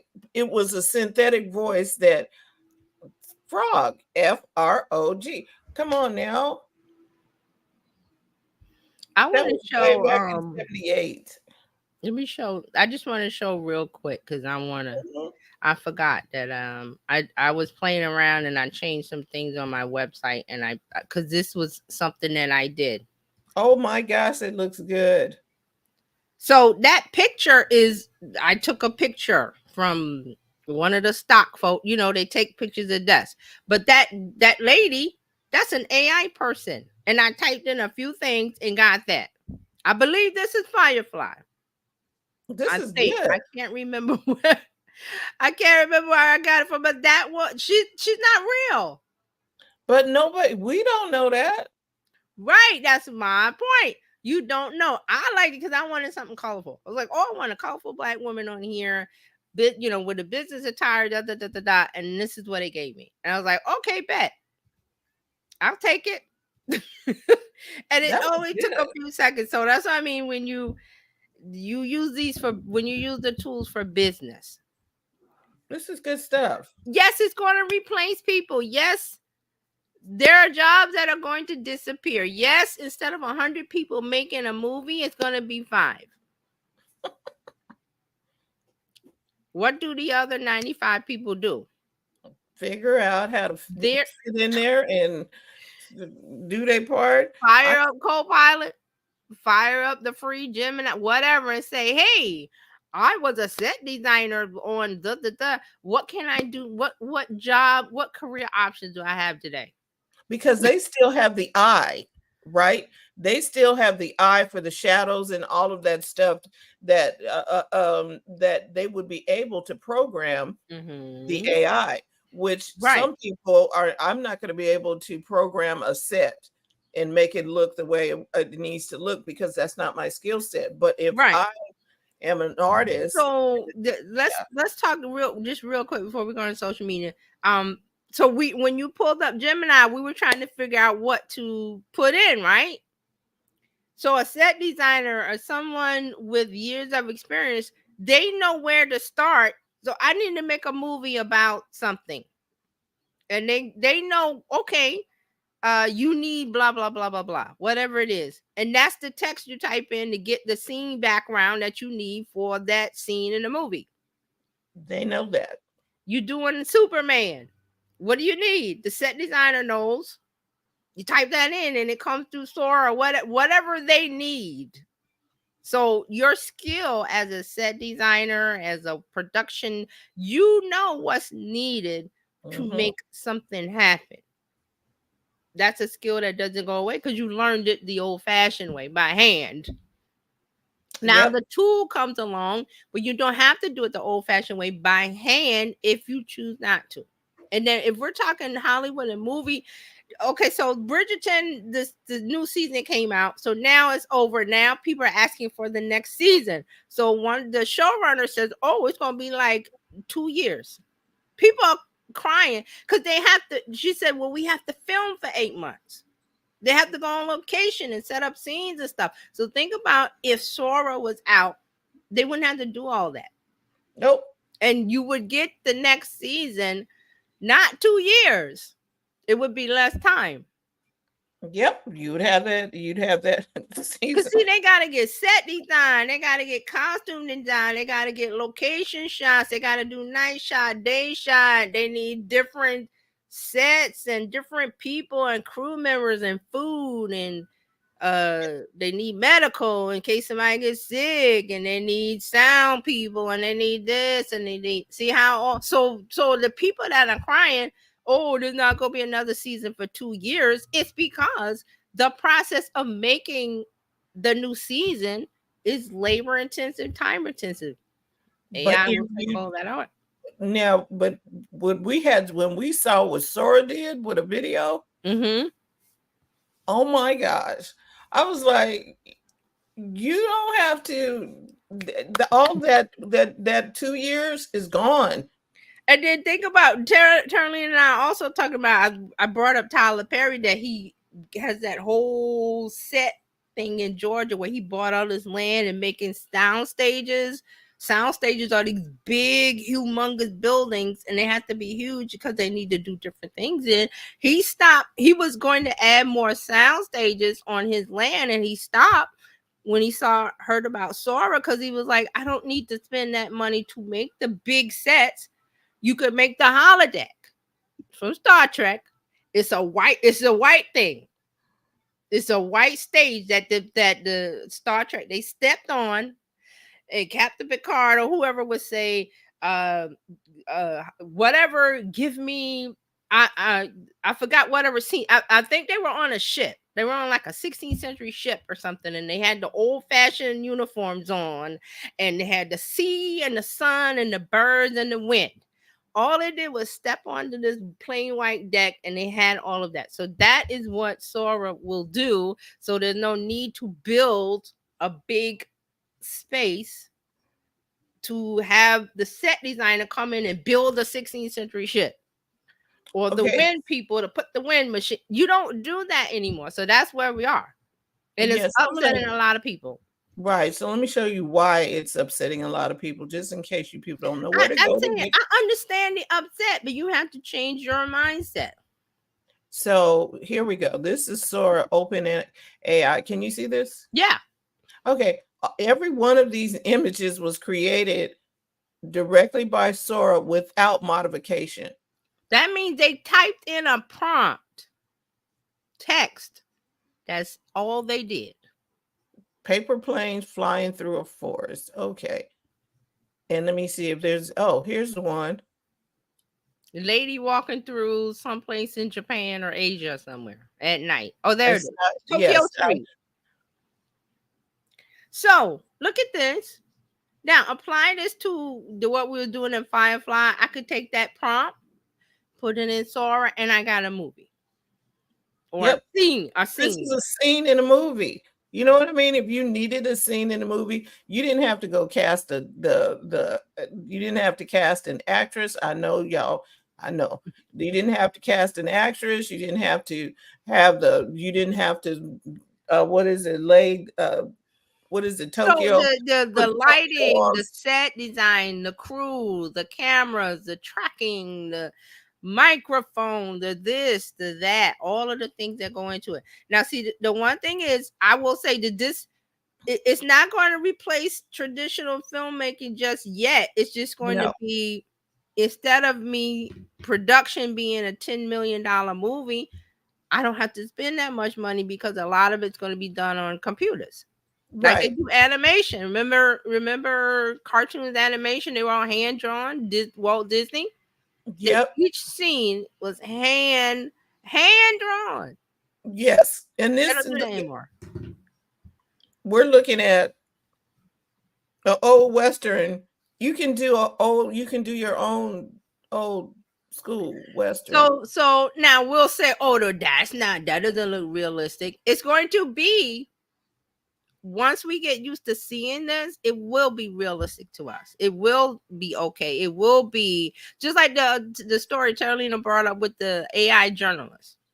Yep. That will be a thing. And we will not complain. And the people who are set designers can go in and create this. Yes, because they know, okay, it's this 1800s Western town, blah, blah, blah. They know what the buildings are supposed to look like because they do it now. They know what the structure is supposed to be. How were buildings built back then? They know that. So they're going to be able to take all that knowledge, they have to put it in the text, and that's it.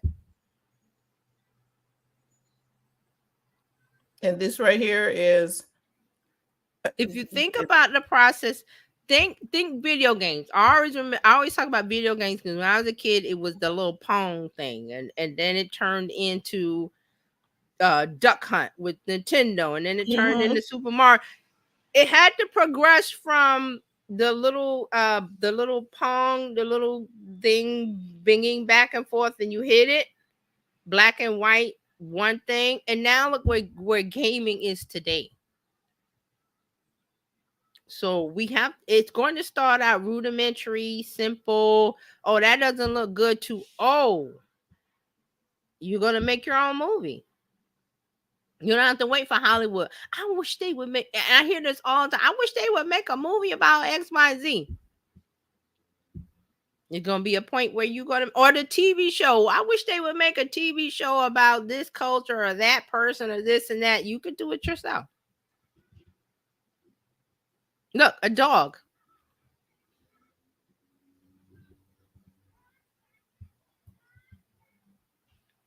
That dog looks real. I think it scares a lot of people. Honestly, right. That dog looks real.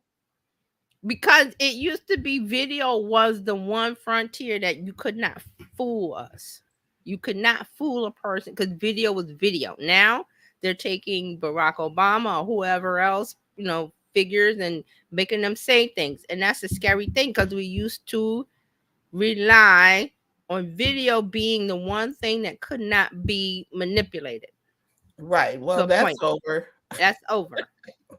Video can be manipulated. So now we have to get to a point where you're going to have to trust. Okay. Or not trust. You're going to have to question everything. Yeah. Like you should be now anyway. We should be. We were lulled into a false sense of security without having to think about things. It's on the internet. It must be true. Yeah.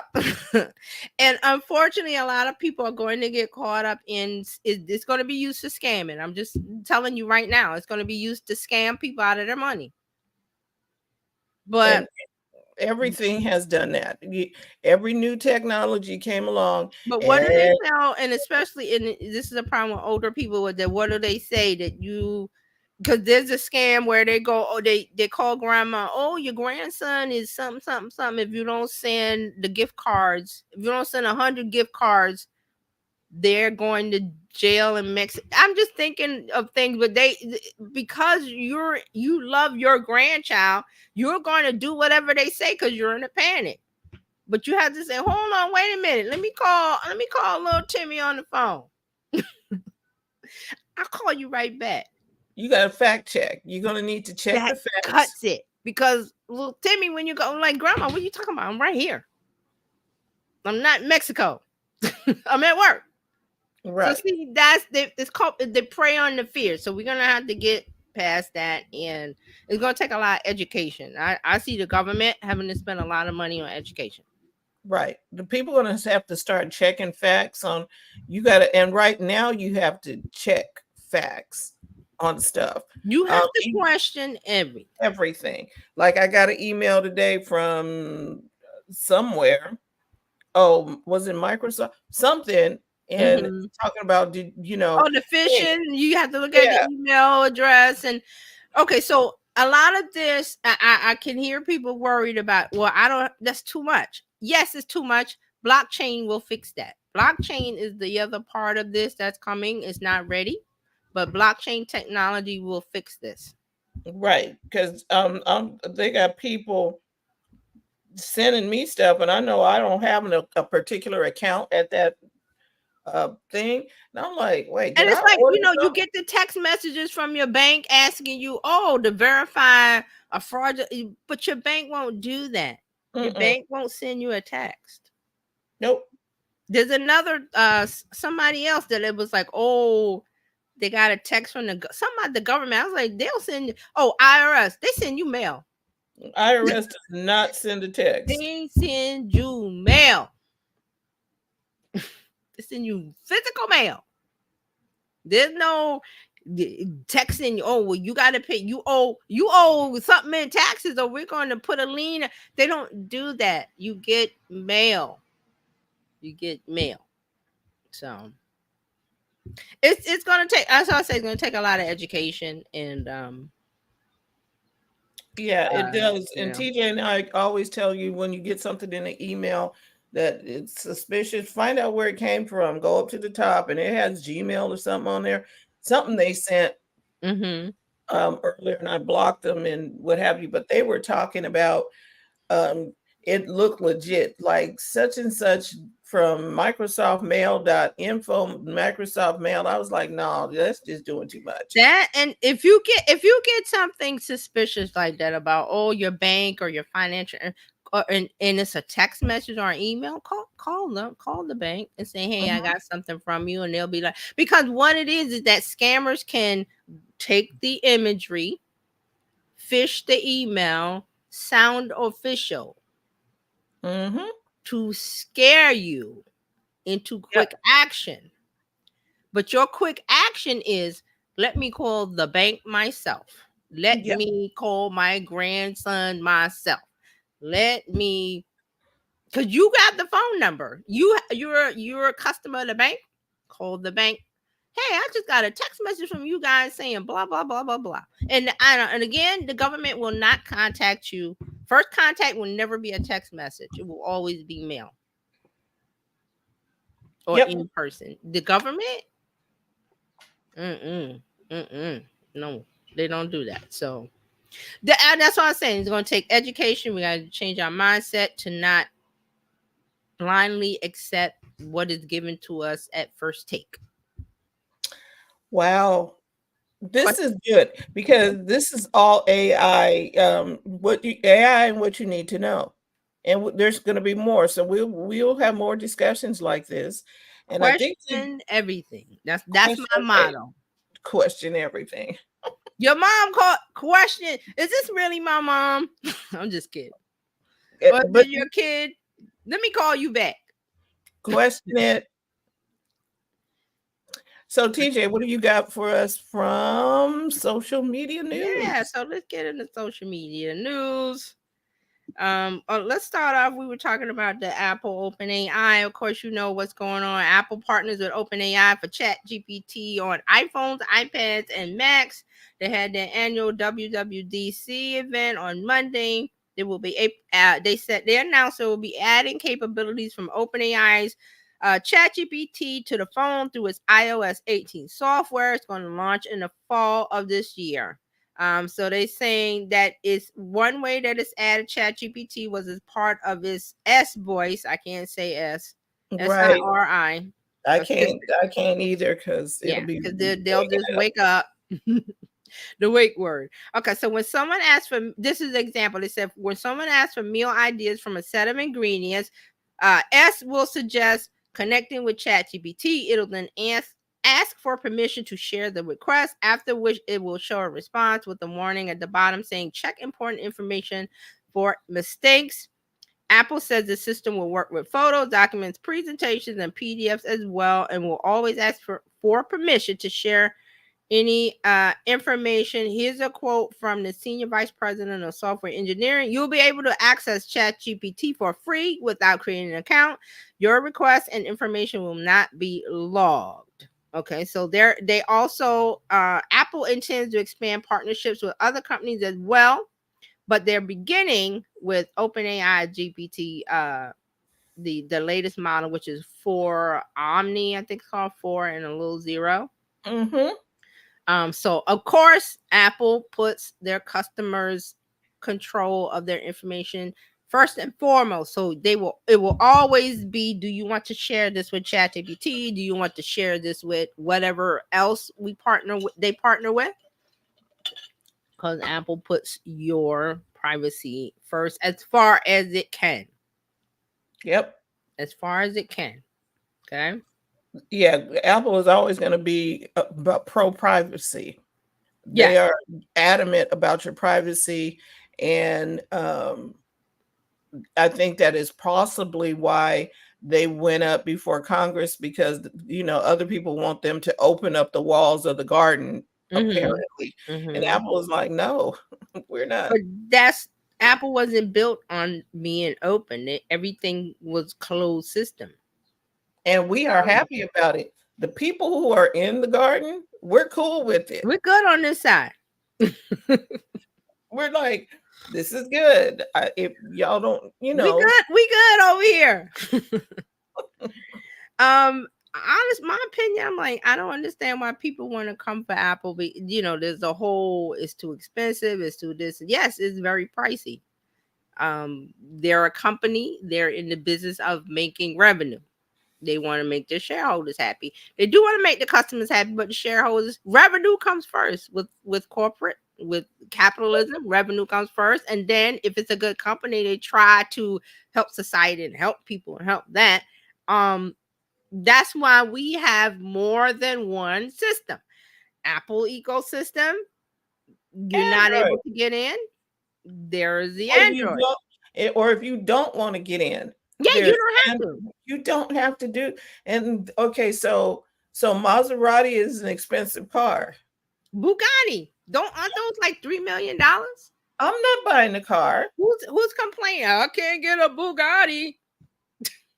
And they're not going up before Congress because Bugatti did not make their car available to everybody. Right. Or Ferrari. I'm gonna say whatever. That's why there's levels. Everybody cannot be on the same level. I'm sorry, unless there is work that you want to do but that's a personal thing that you do. The government cannot regulate that. That's not what America was built on. It was built on capitalism. I'm sorry to say. Or happy to say, if you don't like this capitalistic system, there are other countries where they don't do what we do, and you're welcome to go there. For example, real quick, I remember reading this year or last year that some couple from Ohio sold all their stuff and moved to Russia. Oh, and things are horrible in America. We're moving to Russia. Well, they got over to Russia and found out America doesn't travel with you. different everything. Now they crying to come back.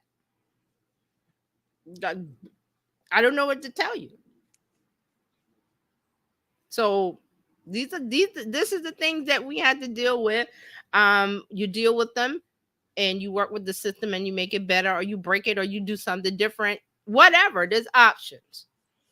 Yeah. Okay. All right, so let's move on. It's not too much news this week, just the Apple stuff.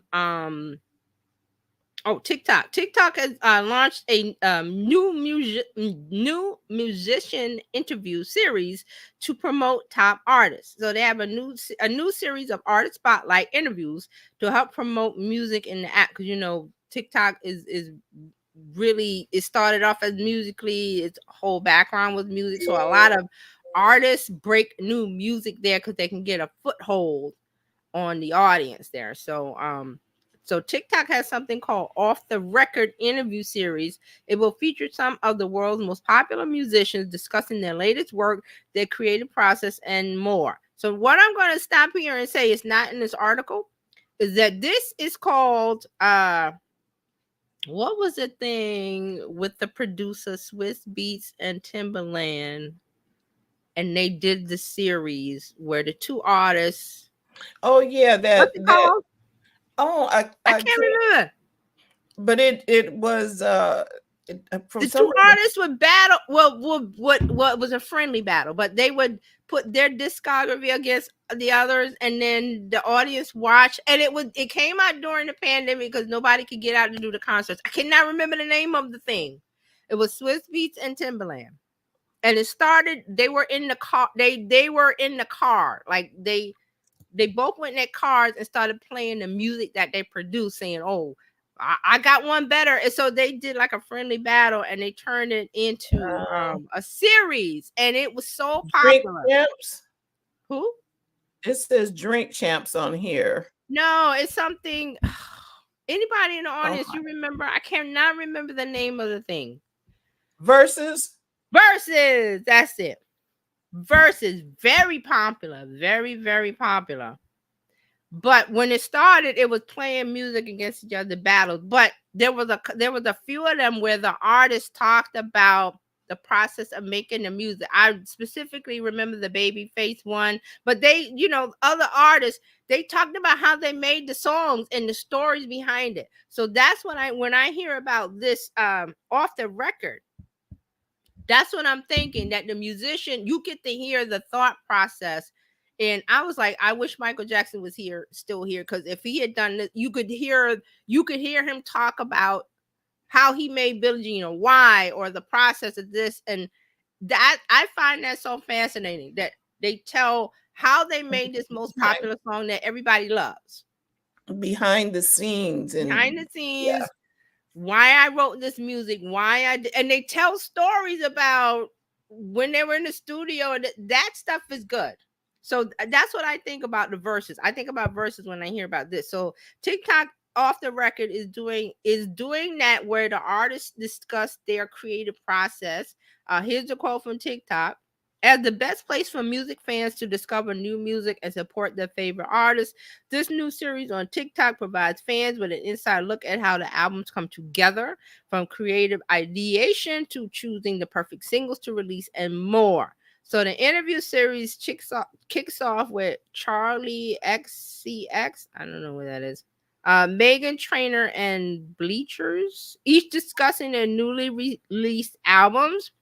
There'll be more artists to come. So TikTok has become known as a key medium for music promotion. A lot of artists get discovered and boost their audience with TikTok presence. A lot of it is that Gen Z will make up a dance to the song, and then they teach it, and everybody does the different things or whatever. So I know with Taylor Swift, they were doing covers when UMG took the music off, and they could not add Taylor Swift. So they're very creative. This group is very creative musically, where they will work with the artist. So I think this fits in really well. So I was thinking about Versus. I couldn't remember what it was called. It was Versus.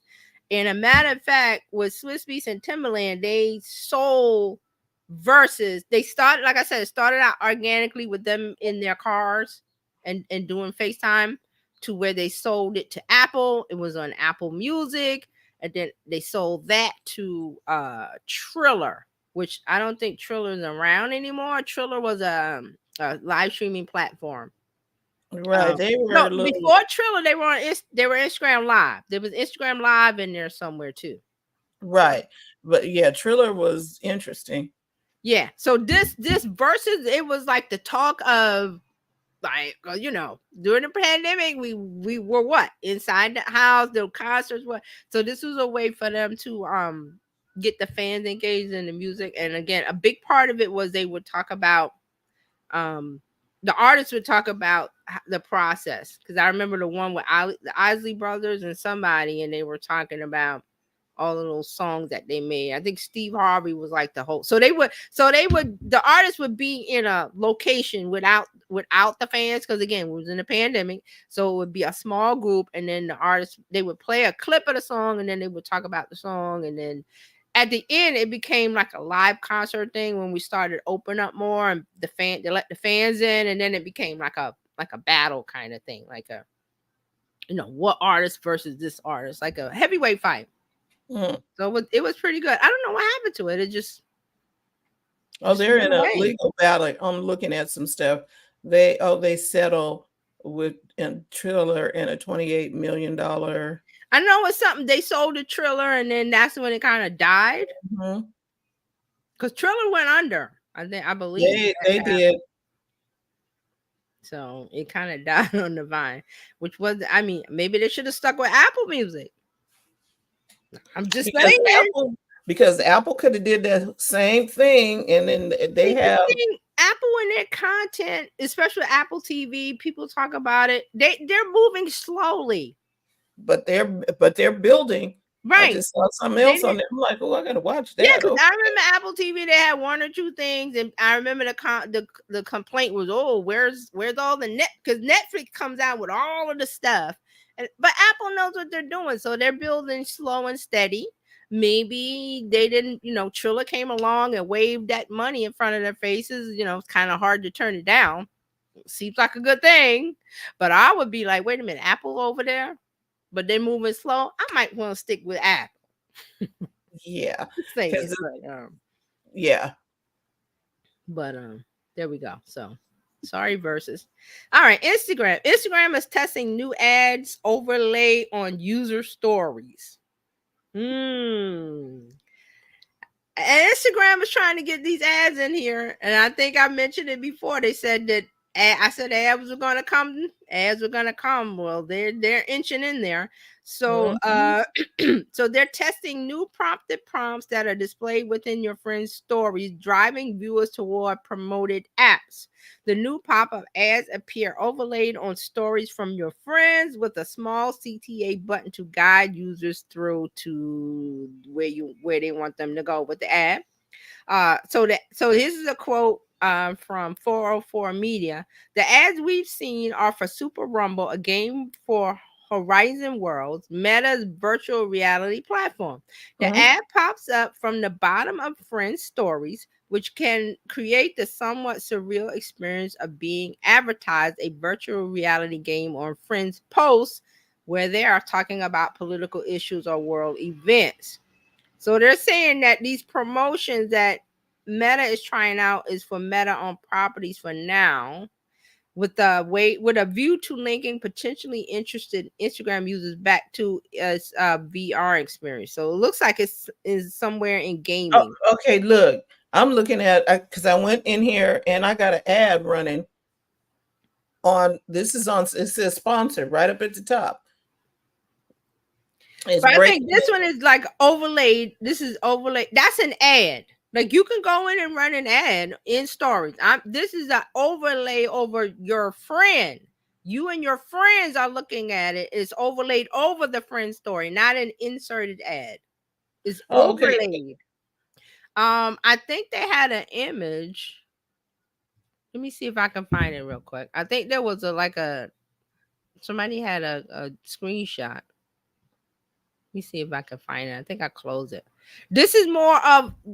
It's because that's an ad that's inserted in between the stories. They're saying this is going to be overlaid on top of the story. Yeah, here's the image. Let me pull it up because I closed it.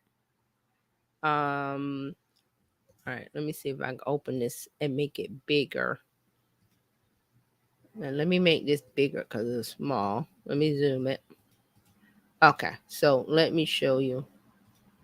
Because ads, you can do ads and stories between. This is over your friend's story that they made. Wow. All right, here we go. So that's it. So they're saying that this is somebody's story, and then they had this button that says go to it, and when you go to it, it goes to a Meta product. So that's where they're starting. It's a button here. Cause see, look, this is somebody's story. 5 Disney princesses reimagined as Caucasian. And then it has a thing for Super Rumble, which has nothing to do with Disney princesses. But see that call the action button, that's the overlay. When you tap it, it goes to a Meta product. Wow. See, this is somebody's story. It's not an ad. It's not a business running an ad. It is Meta putting this on your friend's story. Got it? Okay. So they're testing. What it is Meta is testing this on Instagram with their Meta products. It's not available for a business to do, but this may be a way to do ads that are not the ones that you just showed me. Like you, because ads come up between the stories. This would be on top of my story where I didn't give you, I don't want you to put an ad on my story, but you did it anyway. This is like YouTube putting stuff. Yes, overlaid. Like that's a good example. So instead of the ad playing and then the video, they could put a little button on the video. Your video. You didn't add that. YouTube added it. They're not doing that now. But this is what Meta is testing. This is a test. Remember, this is a test of a different ad placement. So they're going to keep the ads between the stories. They're going to say sponsored, which is going to look like a story, and you can flip through that. Also, remember, last week we talked about Meta is trying unskippable ads like YouTube, and now they are testing a little button on top of everybody's ad. That little button that right now they're testing with Meta products, but if it works, that's going to be an ad placement when you as a business run ads with Meta. If it's on Instagram, look for it to go to Facebook. So they'll put your ad on top of somebody's story. Well, it's a little button. It says go to whatever. So it's not the full ad. It's not the ad placement. It's going to be it'll just be the button. A little button on top of your story. Oh, kind of like okay, it's kind of like the ads you get on an app when you are when you're on an app that has ads on them, and it has the like the little thing on the bottom. Yes, right. And you try to click the X, but you go to it anyway because the X is so small. That's kind of like it, but they're making there's a little button. Yeah. Are they trying to make me angry this morning?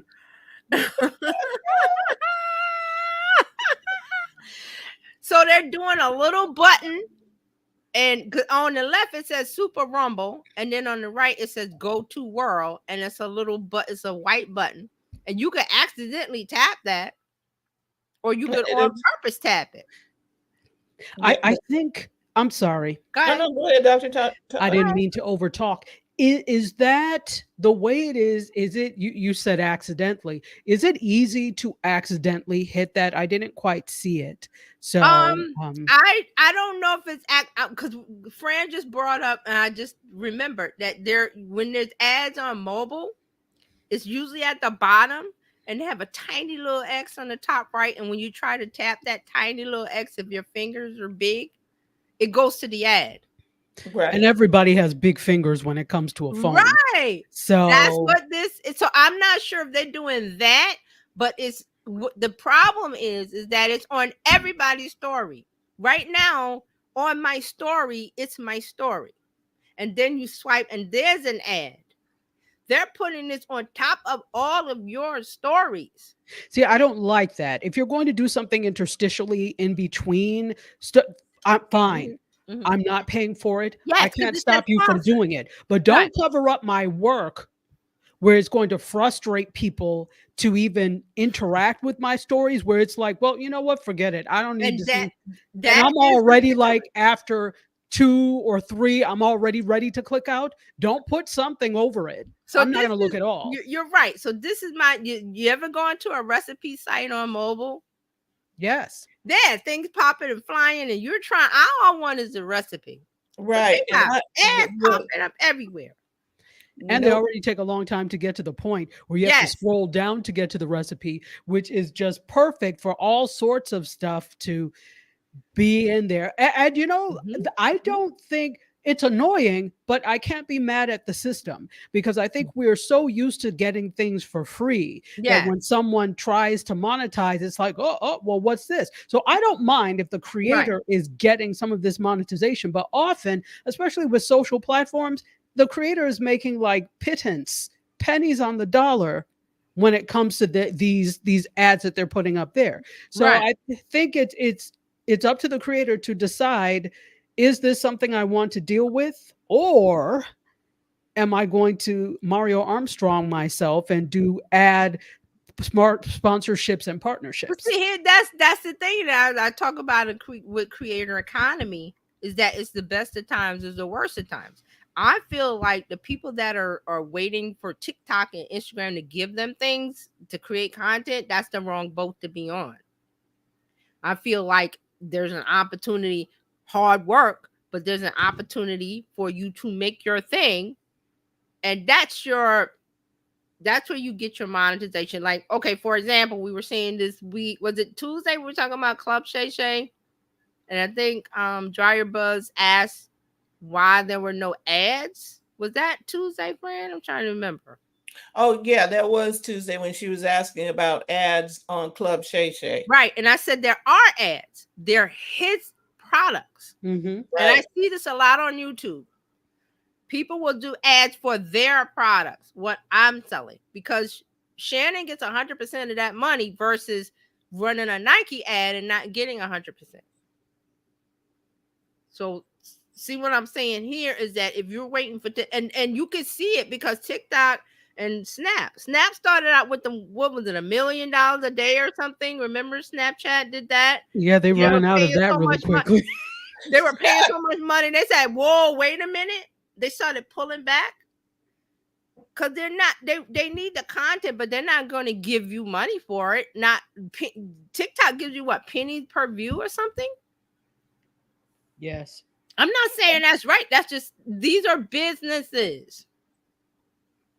People are still in that view of social media when it first started. Oh, this is so great and organic. They're big. They smelled the money like sharks in the water. They smelled the money and they're going after the money. So then we have to say as creators, I need to use this for my benefit. I need to use this platform organically for me. Let me make a product. And that's the hard road, and they don't want to do that. They want TikTok to give you the money. TikTok may have done that in the beginning, but they're not now. They're not going to give you the money. They're not going to open their purse to you. So what do we do as creators? We got to find our way through the forest, right? We got to build our own fire. That's how I see it. I'm not going to. They should do X, Y, and Z, but they're not. You don't wait for that. Which is why I even though this is not the same, but it is related, why I'm like kind of looking hashtag side eye at all these creators that are the 8 that are bringing a lawsuit against TikTok. I'm not TikTok, sorry. That are involved in the TikTok lawsuit against the U.S. government. Why? Why are you even putting yourself in that predicament? It's a waste of time. It is a huge waste of time. And that same time, you're hiring lawyers and doing things you could have been monetizing on YouTube. Because What's at the end of the saying day, the you have house- nothing to say about whether or not TikTok sticks around. What's this saying? The house always wins, and isn't that a gambling thing? They must Yeah, not gamble. yes, because the house always does win. They got that set up for you to come in. So People feed am you. I going to sit here and cry about the house winning, or I'm going to try to figure out, well, let me get mine because the platform is here. Same thing when I always talk about Hollywood and the actors and like you're crying because you're not getting, they're not paying me enough. I understand that. I appreciate that. But there's another table over here where you can serve yourself. You might have to cook the food, but you're going to eat. There's more work involved, but I'm going to eat 100%. That's why Shannon doesn't do, he does draft. This is what he has a DraftKings commercial. Like he does DraftKings. He doesn't get 100% of whatever ad revenue that is. When he advertises his he has a liquor line and the cigars. Those are his products that he set up. I don't know how he said whatever. He went to the distillery, however they do it. When the brand, I don't know if it's a brand deal or there's several ways to do it, but that's his thing.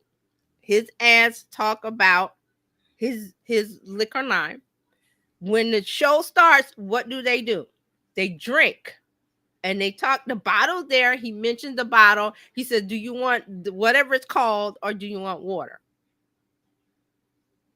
And then when they talk, and then it goes into his cigars or his liquor line. And he talked about that with Chad Ochocinco,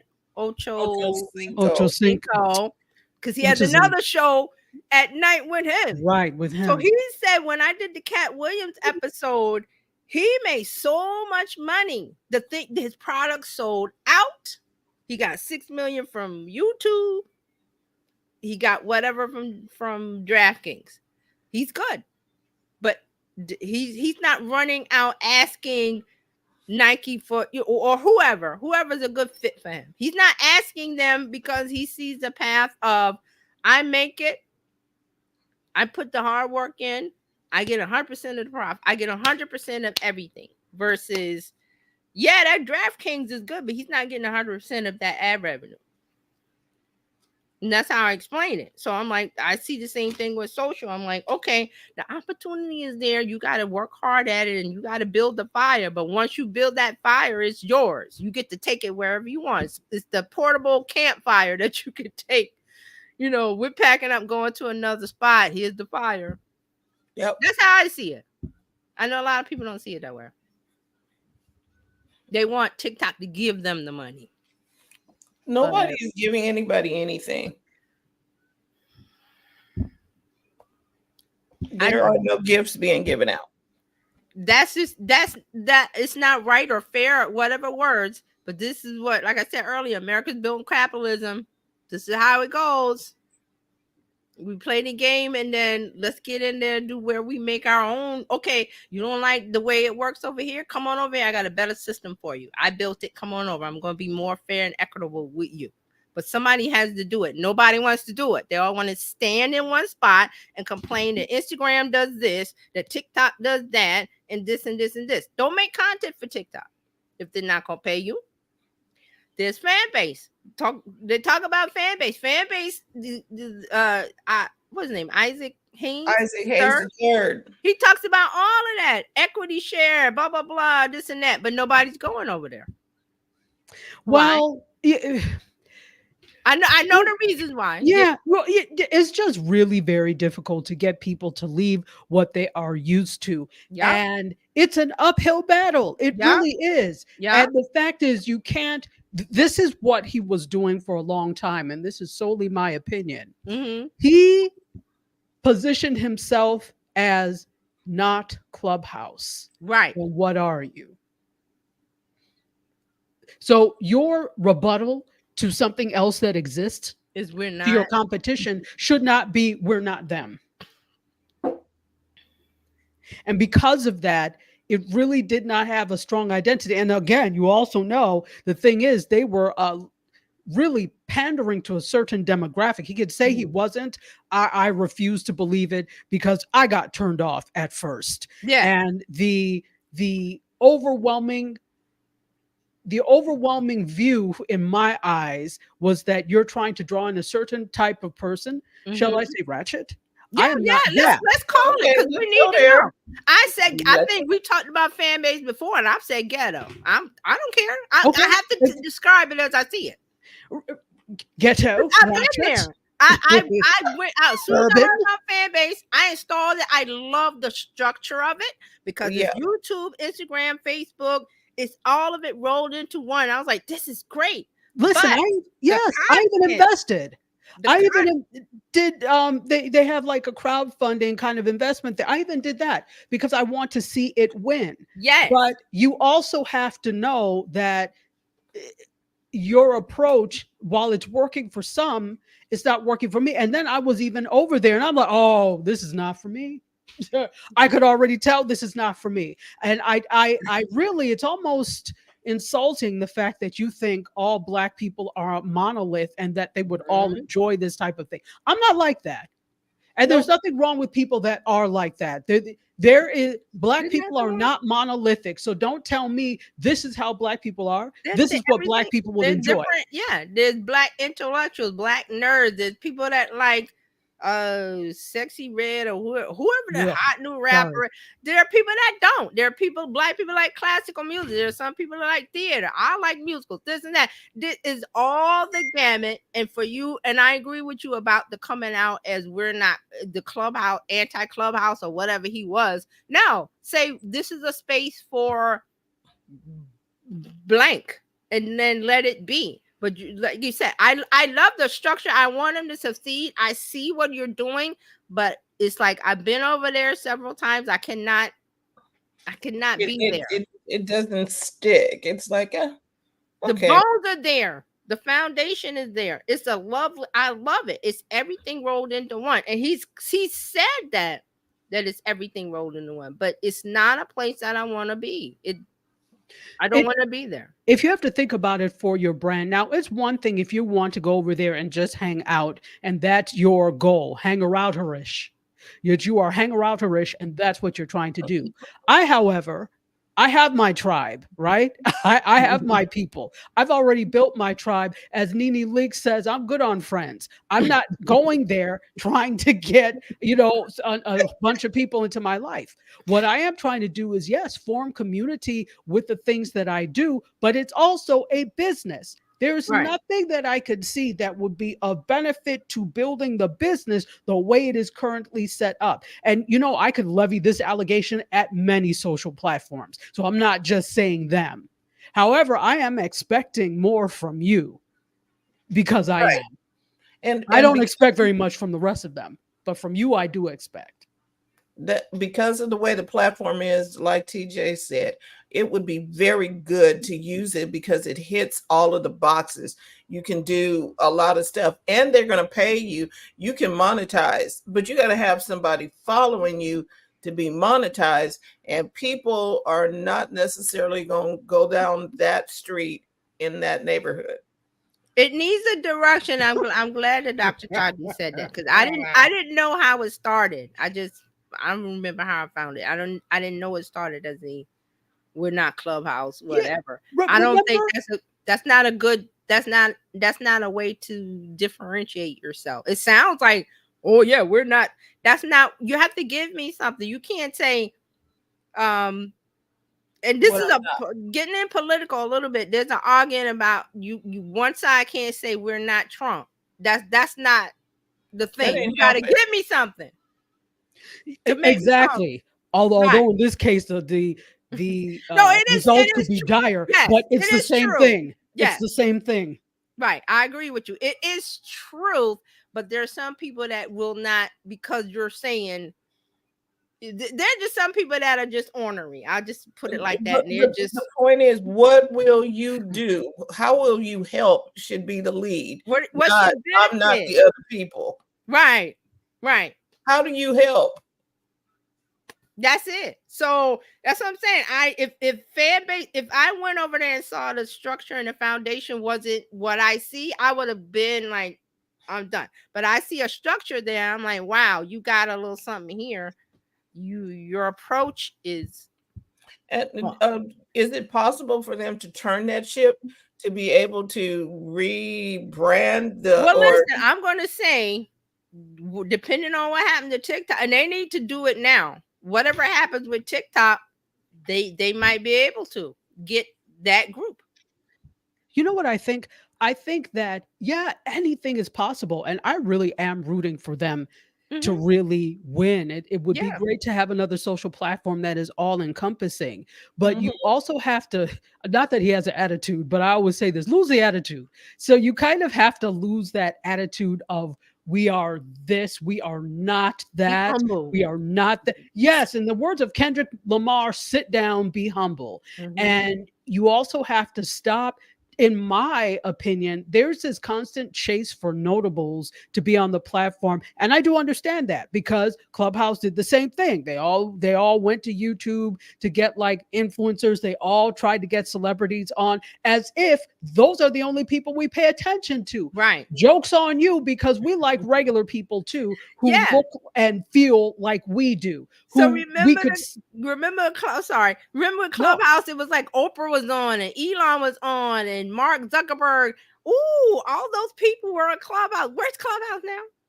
exactly. And what does it matter? Oprah, Mark Zuckerberg, and all these people are not making a change in my everyday life. Good for them for what they've done, but it is not touching me. Therefore, I could care less whether or not they're on those. It's because it's not affecting Right. me. And maybe So, because I've mhm, never been a groupie of anybody, right. except I'm a But groupie see, of nerdy stuff. let's But say to general society, they love that. Oh, well, Oprah's there or Kim Kardashian. Because they follow that. But I present to you a man who won the presidency starting out as nobody. He was just a community organizer. I'm not saying he was the greatest president. I'm just saying look at how he started. Community on grassroots, on the ground, helping people, building up, becoming a state senator. And people are like, well, how did he get there and beat Hillary? Community, starting off at the ground floor, doing the work, helping people, and making a difference. That's why his thing was called Open Change. And they still ask how did he beat him? Because Hillary was the front runner. She was walking in like, I'm Muhammad Ali. I'm Mike Tyson. It's over. And she got knocked out. So I always look at that and go, how did he come up? And of course, politics is a lot of dirty, this, that. I understand that part. I look at the root of, okay, how did they build? And like you're saying about fan base, how? Well, you can't be that person as well. You need to be humble. You need to work with the people. You need to see what do people need on a social media platform to make them come over. Is he asking himself that? I don't think he's asking himself that question. And if he doesn't know the answer, he can get help with that. Because there are consultants and people that will help him with that. Okay, right. but you got to clean up the house and the neighborhood before I'm coming. And you have Yeah. to want help. You have to realize that That too. neighborhood That is a too. little suspect or suspicious right now, and that you need to call the junk kings to come in and haul off some of the junk. Get that Fred that. Sanford's refrigerator can't be in the front yard. I was just about to say, get that car, that stripped Off the car lawn. off the lawn. That car has been stripped. That's not a good. And Fran knows this real estate. What sells? Curb Not- appeal. Not having junk. That's why they have the Curb people that stage appeal. the houses. Yeah, but the curb appeal, when you drive by a house, you look the neighborhood. I'm serious. The whole neighborhood.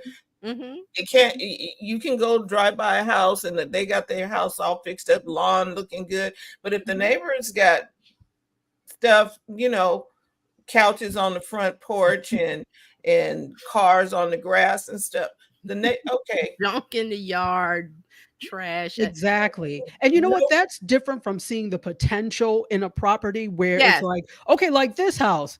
If Yeah. you all only knew. The Yeah. person who lived here before I bought it was raising animals in here.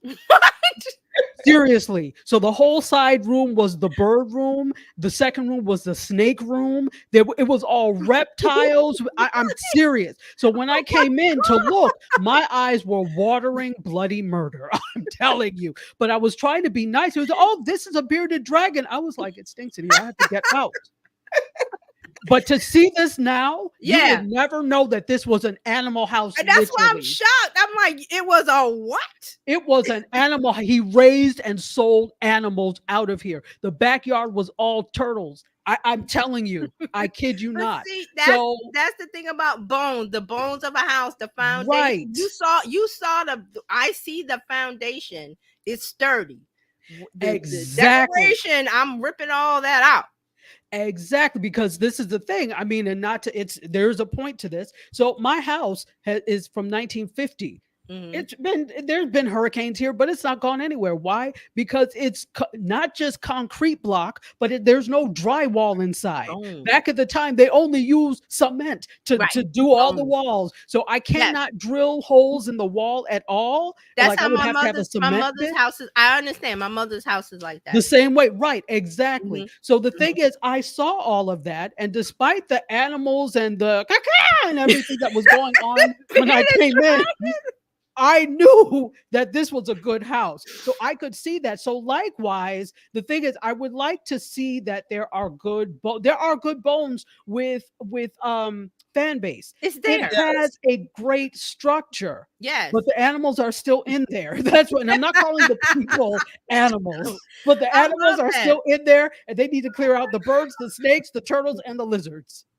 I love that. Now, the thing is, Isaac Hayes is the founder. Is like you said, is he willing to do that? I don't think so. But there's an opportunity, and it's gonna close because whatever happens with TikTok, he could be doing that now. He could be like, oh, don't wait for January or whenever. Come on and that build up your thing. He's not doing that. He's being, like you said, like the attitude he's having, like, well, no, that doesn't make me want to come visit your house.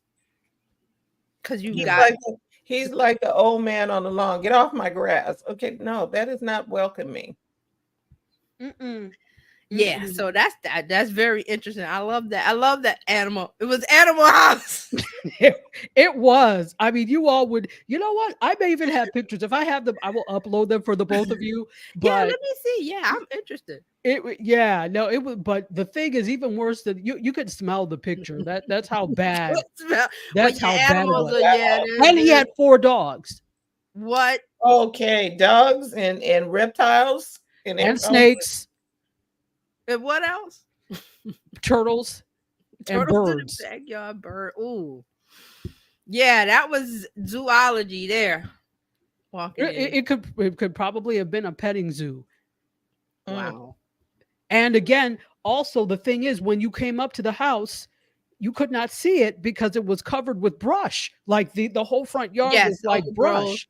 Overgrown. So then again, you had mosquito coast in there and all sorts of things. So I was like, am I making the right choice? But it turned out beautiful. All it needed really, once you paint, you would never smell anything. Once you paint, the floors were redone, no trace of animal. There you go. So you have to really see the vision. Yes. But you also have to have something to work with. Yes. Yeah. So that's why I say I'm rooting for fan base as you said, and I tried to go back over there. I went just now, and I'm like, I can't stay. The smell of the animals is it's permeating the place. I can't. Yeah. And, it's always somebody they not letting us, and they are hating on us. Yeah. So I'm sorry. Go ahead. I'm looking through here and I'm like, oh no. Because I know we were talking about like the creators and the waiting for TikTok to pay them what they're worth when it's not that kind of relationship. No, it's not that kind of relationship at all. Yeah, they're not looking at it like that. And is this? Yeah, I think this is going to be one of my stories, so I'll shut up about it. All right, so let me finish. I think I have one or two, and then Okay. Let me check. So that was an Instagram. Here's another one. Instagram is going to enable creators to build AI versions of themselves. So the next stage of the AI bot creation platform that's going to be built into the app is create an AI version of yourself. The focus is for creators. So remember, Instagram has that celebrity influence AI chatbot where you can chat with Snoop and all of those people. So they're saying that they're going to let creators do it. And here's the quote from the New York Times, put by the New York Times. The program, which is in its early stage of testing and known as Creator AI, would allow influencers to chat with fans through direct messages on the social network and potentially through Instagram comments in the future, according to 5 people briefed on the company's plans. The program will essentially be a chatbot that mimics the voice of the Instagram influencer to respond to fans. That's what. So you're just synthesizing my voice, and so when I answer a DM, it sounds like me instead of not necessarily typing it. It's now sounding like me. Yeah. So remember, I talked about 11 Labs, that the tool that you can buy. It's like $5 a month or something. You can start off with $1 and then it's $5, and you type in your text, and then it turns it into voice. Right. That they have voice characters they have, or you can train it to do your own voice. So that's kind of like what this is. Yep. And then it's going to have a AI graphic representation of the influencer. So they're going to take the avatar that you created, and now then the voice, yeah. And you're talking to your fans. I'm assuming creators like Mr. Beast, or I'm trying to think of some other big influencers on Instagram that will use it, that they have so many followers that they can't talk to them.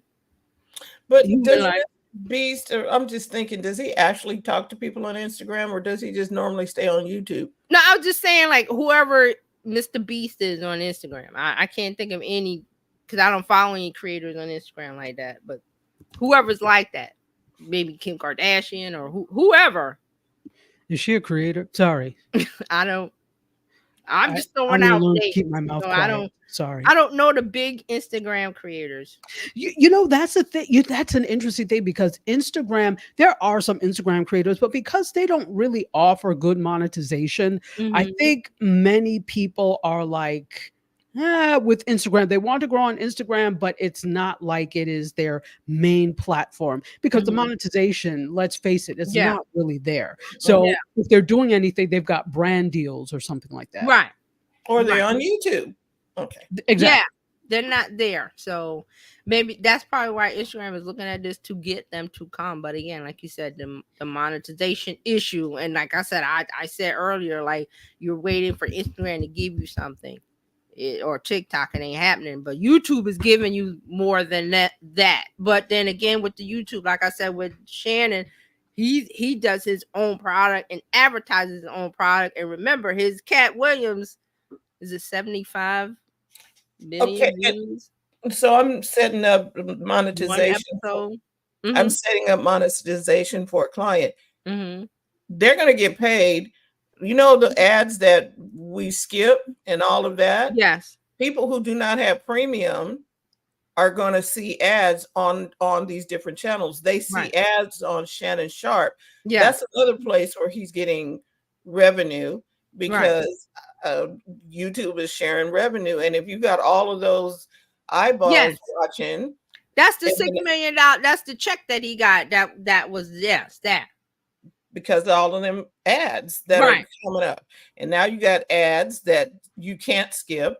And then you have ads that you can skip after a certain amount of time. Yeah. Okay. Yeah. So that's the check. So when he was talking about the check that he got from YouTube, it came from that. But he also does his own. But see, that he's not. So, and I think I said on Tuesday, if YouTube paid him $6 million for that one video, what do you think YouTube made off of it? A whole lot of money. More than $6 million, a whole lot more zeros. So that's what I'm saying. When he's doing his own thing, when he's advertising his own product, that's him 100% of. I get 100%. I don't have to pay me to talk about me. Hmm. So if I sell all my cigars or sell all my liquor or sell my t-shirts, because you can monetize your YouTube how you want. You can use the YouTube, or I see a lot of creators. I think Media does this, that they do. He has an ad talking about what he has to offer. Like, he has a YouTube challenge, they have a membership, they have a course, whatever he's got going on. Yes. He talks about it, and you don't see it as an ad. I do, because I'm like, he's stopping the subject of the video and talking about, because he'll say, oh, da, da, da, and let me tell you about our new program, blah, blah, blah, blah, blah. It's an info, it's like it goes It's into an an infomercial. infomercial, and then he goes back to the topic. And there's no break of an ad. But that is an ad, because he's advertising his stuff in his video. in his video, Right. And he paying just nobody but himself. right. And it makes you think that he's just talking randomly, but he is selling you something. It's very good how he does it. I'm seeing a lot of YouTube creators do that. I would too. Yes, that is the top level of it, because I see other people talking about Squarespace or Wix, and it breaks up the continuum of the video, because they stop and say, oh, Square, or they'll put a Squarespace ad and it breaks the continuum of the video. And I'm like, yeah, I understand why you're doing it, but I really prefer Think Media's way of doing it. I think there's a way you can do it. So many people are not versed in how to Yes. do it. So Yes. they're like, I'd like to thank HelloFresh for sponsoring today's video. No, you could do it in a way where we can't even tell that it is advertising. Yes. Right, because there was some guy, I got my lunch today. I had it delivered, and I'm trying my best to eat healthy and blah blah blah. Yes. HelloFresh is helping me do that. I get the green smoothie, the blah blah blah blah blah, and Yes. blah blah blah blah blah, and they just talk about it as a Right, part because of their somebody day. that their thing is fitness or health or whatever, and they shoot a video in their kitchen preparing a meal, and let me show you, and then they could have the logo of HelloFresh or whoever when they're opening the package, or there's a way to do it. Right, and I've seen the guy do it. I'm watching him trying to Mhm. learn how to use productivity on my iPad, and Mhm. he's pouring up his smoothie that he just got from somebody. Mhm. And part of my routine is I have a smoothie in the morning and blah blah. Mhm. Okay, that was a commercial. I think if you think about, remember in the movies how there's product placement of the product, they don't really go, hey, this is so and so cereal. It's just there, Right. and you notice it. Yeah. Or you pick up the cup of coffee. Right. And Or they drinking a soda and it's Pepsi, or they something and there's a car and there's a Mercedes, or that kind of ad thing that I like. But yeah, so we're getting off topic. But I'm done. I don't have any more stories. Just okay. that's it. Dr. Tachi, you are up. Uh-huh. All right. Animal Well, House. listen, Woo! you know how they name houses like in tropical places like in Yes. Florida and Yeah. stuff? I wouldn't do Animal House, but that would have been the most fitting name. Zoology. Exactly. Zoo Zoology World. Gardens. Yeah, and before you jump in, I hope this is not going to take us down a rabbit trail, but he's doing a tribute to Michael Jackson or something. Oh, in fan base, I saw that. Yeah, but okay, I'm just saying this is Yes, not. say It it. ain't open. This ain't open to everybody. I wouldn't feel welcome bringing somebody. I wouldn't feel okay with bringing somebody with me. And see, with fan base at the top, it says invite your friends, share and grow your fan base. I don't want to invite anybody here. And then Yeah. at the bottom, elevate your content with fan base plus, earn 100% revenue from long form content. And then when you tap it, oh, so he's got fan base plus, which is subscription based. That sounds like about right. So when it goes, it doesn't give me any info. It just goes into something about upload a video. I'm like, well, I don't want to upload it. And listen, I got a whole bunch of people following me on fan base. I I just noticed. I was like, wait a minute. I haven't been in a while. I probably Me need to either. go and look and see. I have to sign back in. That's Look, laziness I on my got part. 17 cents. Can you see that? Oh, somebody paid you? I got 17 cents from Fanbase. Woo! Don't spend it all in one place, TJ. And I'm not saying, because 17 cents is a lot and you're not paying attention to it. I'm saying they need to give me something to work with here. Okay, so I got 4 posts, and these I recycled these from Instagram. The last one was, I don't even know the date. 8 months ago. So I mean, I might come over here and post stuff, but I'm not staying. They have to make it a welcoming community for everyone. Yeah. Not just people that live in Atlanta, because right now, Yes, that's what it is. It's the Atlanta Trap House app. Okay, because I'm like, ooh, this is not cute, people. and then And they now got he has people a going feed. live. He has a feed that looks like Clubhouse. Yeah, that's the audio room. Oh, okay. The base. Yeah. What happened in the room? But American where's the one? Indian Okay, room. they were supposed to do Michael Jackson at 7:30, which would be 10:30 my time. Oh, wait, 7:30. Yeah, it should be going. No, that would have been 7:30. Yesterday? Okay, so there's something in here. It says FAFO, keep it 99 plus. How financial literacy is a hoax. Okay, I don't know. Can you fix your Okay, face, TJ? I'm watching Sorry. these people who are live from their bed. See, and you all know how I detest bed scopes or bed streams. Oh my gosh, stop. That means they live beyond their means. Hold on, they live too much bullshit. Uh-oh, they cursing. Let me get rid of this. You see? Okay. You see what I'm talking about? Okay, so I didn't know he had like a feed in there for like audio rooms. There's I haven't audio room. gone That's in. why, again, I found out about it on Clubhouse because they were trying to be like a Clubhouse competitor. But we do more. So you could also post like you would on Instagram. So they have an Instagram feed. You can go live. I've gone live one time, but why would I waste my time going live when nobody's going to come in and see? And I'm past the point of, let me give a chance and I'll keep going live. I'm sorry, I'm a veteran live streamer at this point. So if I'm going live someplace new, there needs to be something in it for me. I'm sorry. I agree. So, I've already done my what's the name work. So when I try to find out about Fanbase Plus, it doesn't tell me anything. It just says upload video, add YouTube URL. Tell me what Fanbase Plus is. And another thing I might do, only because I want to be here, but I can't. I might just repost some stuff from Instagram and just go.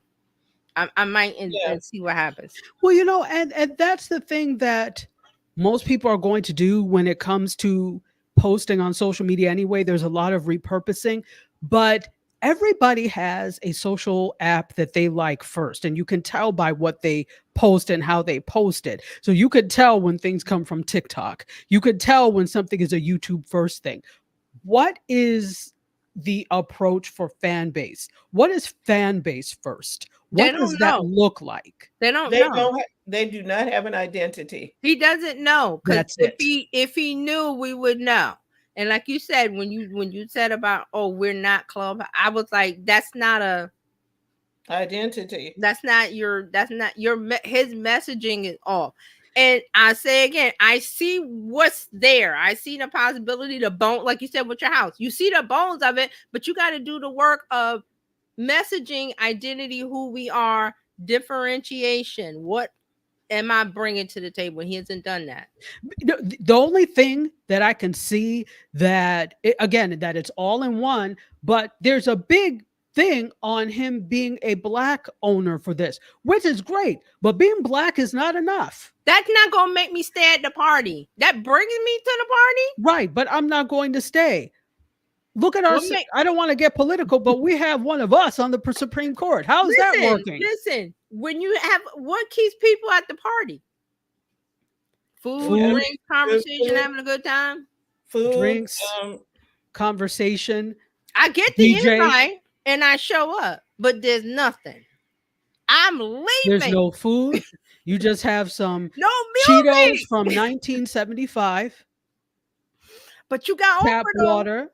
But you want Oprah to come? Oh, we got Oprah or whatever. Insert celebrity here. And okay, I see the celebrity. I'm out because you don't have the food, the drink, the music. There's nothing to make. Because guess what? The celebrity is not sitting there bothered with the average person and trying to engage. So Thank you got them over there. They're there to push or sell whatever they're doing or hawk whatever they're doing. And then when they're done, they leave. How many celebrities are still left on Clubhouse? How many? There are probably still a few. Maybe nobody has dismantled their account, but are they showing up? No.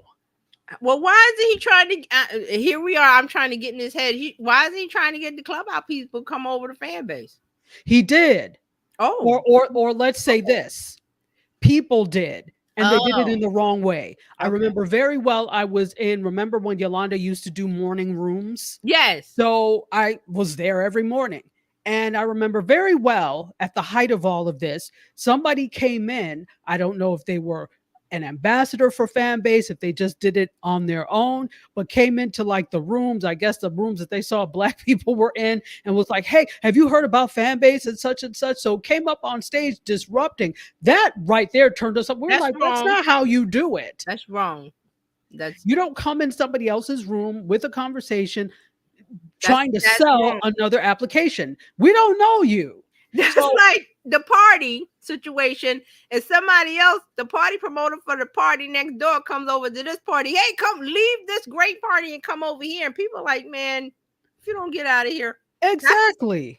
I didn't go that day or after. It was only after a while I was curious enough to try it. But that sales pitch failed miserably. So again, I don't know that he was behind that, if she was an ambassador, or she just did it of her own will. But you know what? You need to rein all that in. So if you have people out there doing stuff like that, you need to be aware, because that's not good. He doesn't have an identity. He doesn't know his messaging, because once you know your messaging, you can go out and do paid ads. But you got to know you got to know your messaging, who you are, what you're trying to achieve. And this is not to bash him. I think he's done a wonderful job of trying to put it together. I think it is good, but sometimes you have to admit when you need help. I call Facebook and Meta the master of none all day, because they are master of none. They do a lot of things, but not anything particularly well. So you are not above reproach, and you are not above criticism. None of us are. And I think sometimes the argument is when somebody is a person of color, and I get where it comes from. I teach communication. I get it. You don't want to denigrate what they do because it is already hard enough. But that doesn't mean you can come with any five and dime rubbish and expect us to accept it. I agree with that, because I'm always like, I call you out. I don't care what ethnicity you are. If it's wrong, if you're wrong, I'm going to call you out. But there are some that you can't say anything because they're Black or they're this or that. I'm like, no, if you're wrong, you're wrong. We got to own that. And some aren't ready. So that's why we're talking about fan base is loving. It's coming from a place of criticism, but lovingly. I'm like, I see what you have. You need help. Please ask for help. It's amazing. And if this is not, I don't know that this is necessarily his area, but this is what he studied forever and he's doing it, but he saw a need and he wants to fill in. And I think that's great. Again, when you're small, I understand, because I'm very small now as well. But I also know who I am. But that's where you start. That's the onboarding part of it, and then you have your messaging. You know who you are and what you're providing. The rest is just plowing through like a snowplow. That's it. Exactly. And I'm not trying to compare myself to him at all. No, but that's why I said if I didn't see the fan base part of it, where the platform is great and everything, I would be like, oh, it's done. It's done, but it's there. So, and it's not, like you said, needing a celebrity endorsement. That doesn't keep the regular folks there. It's like having the party, when they have the party promotion, they have the little cards and, oh, so-and-so is throwing a party in the Bronx and Method Man is coming or what. Yeah, the special invited guests. That doesn't mean they're coming. And then they don't either show up or they show up for 5 minutes and leave. They show up at like 1 o'clock. Exactly, which is why you have to have something more than you need to be able to stand without a name there. Yes. That's what you need. Yes. Facebook never had names. Instagram never had name when they were launching and doing this initially. It was never about having names. It was about forming community, and Well, that's what it yes, needs to forming be. community, because Facebook was about college kids wanting to hang out online and having a space that was college kids only. That's Exactly. when Facebook started. So we could talk about this all day. We could, and I We could, yeah. I don't So want let's- to hold time, so I'll really But quickly go. what I'm through. gonna do with fan base, I'm gonna post and go. I'm gonna use it as my Instagram testing ground. Oh, good for you. I can't Right. say that. Yeah, I'd be into that, TJ, because just to see what pops. Yeah. Yeah, let us know. I just posted a story over there. Okay. Yeah, well, let us know how it does. I may do Well, the I'm not same. expecting anything. I'm just over there posting. Just Yeah, I think that's the thing. You can't go into it with expectations. I don't expect you any know. likes or anything. I don't. I'm just over there. I'm just having a good old time in my little sandbox over there until whatever happens with him. And good, I good, and all of this negative, not negatively, constructive criticism means that we want this to succeed. So maybe I really do. I do really too. So maybe something will happen. I don't know, but I hope so. Well, let's get in the media. Isaac Hayes III, we are sending positive Yes, energy positive- your way, positive and we hope for an explosion of people to come over and start to make it what you envision. Okay. Yeah, but before you invite company, Now, see, Fran, we were trying to end on a nice note. Here you go. All right, I'm done. I got Okay. no more to say. All right, I'm going to quickly go through these things. So, since we were talking about social media, I want to give a social media related story. There has been, I don't know if you saw this, but there is a hair care brand called Canvas. And Canvas, is it Canvas Beauty? Is this Or- the yeah. lady on TikTok that made $1 million? Yes. Okay, Good. Go ahead. Yes, this is her. So Canvas Beauty, and she is a TikToker. She has a salon and she has a product line. So she's had a like growth oil. She started herself. She made it in her kitchen, put cayenne pepper in it, used it on her clients in her salon, got rave reviews, and her clients encouraged her to sell it. Fine. She does that. So around 2018, they start doing it, and they grow exponentially. So as opposed to maybe 6,000 units a month that they're selling, they go to selling 30,000 units. So of course, that's a lot of growth, and there are growing pains that come with it. Now, I don't know exactly what the issues were, if it were fulfillment, etc., but I can imagine that a lot of that probably was that, to the point where in 2022, she nearly lost her business, but they're doing well now. And in fact, I think they have figured out the secret sauce, because according to Afrotech and TikTok informed her that she is the first person to reach $1 million in sales on a TikTok live. Yes, Oh. I saw the video. TikTok headquarters or something was calling her, celebrating, and they had like a split screen, and they showed everybody in TikTok cheering for her. I saw that. Absolutely. And her name is Stormy Steele, by the way. Yes. And so that is amazing, because that really lets you know the power of what can be done with social media. Yes.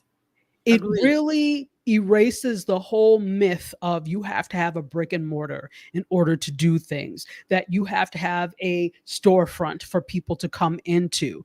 People really got used to, and this is from the beginning of ordering stuff online, when people discovered I can sit my happy behind here and don't have to go anywhere. But then it was intensified during the pandemic, when we could not go anywhere. And this is where we saw, I don't know how many other people were ordering things left and right, but there were sales.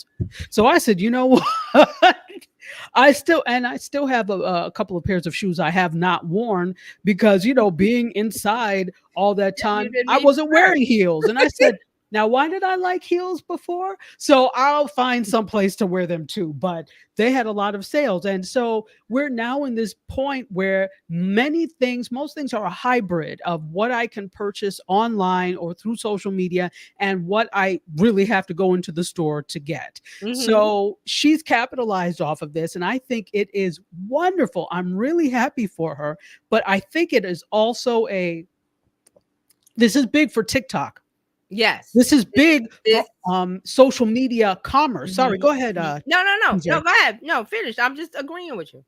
It's big for social media commerce. It shows what can be done. It's big for live selling. Now, you know, I love this because I do live selling myself on Poshmark, but I do live selling and I'm wanting to get back to it soon. As soon as I stabilize everything, I'm going to get back into it. But that is my thing. There is something about buying. This is why QVC and HSN work, because there's something about buying in the moment and the energy and electricity that comes with a live show and the creator is there or the founder of the company is there. Just think about all the things. Now I watch QSN. There, exactly, Stormy Steele, QVC and HSN, which should be one, so call it QSN, and because I love the personalities that they have. Amazon does something similar. I'm also an Amazon influencer, and I don't go live very often on Amazon, but I can.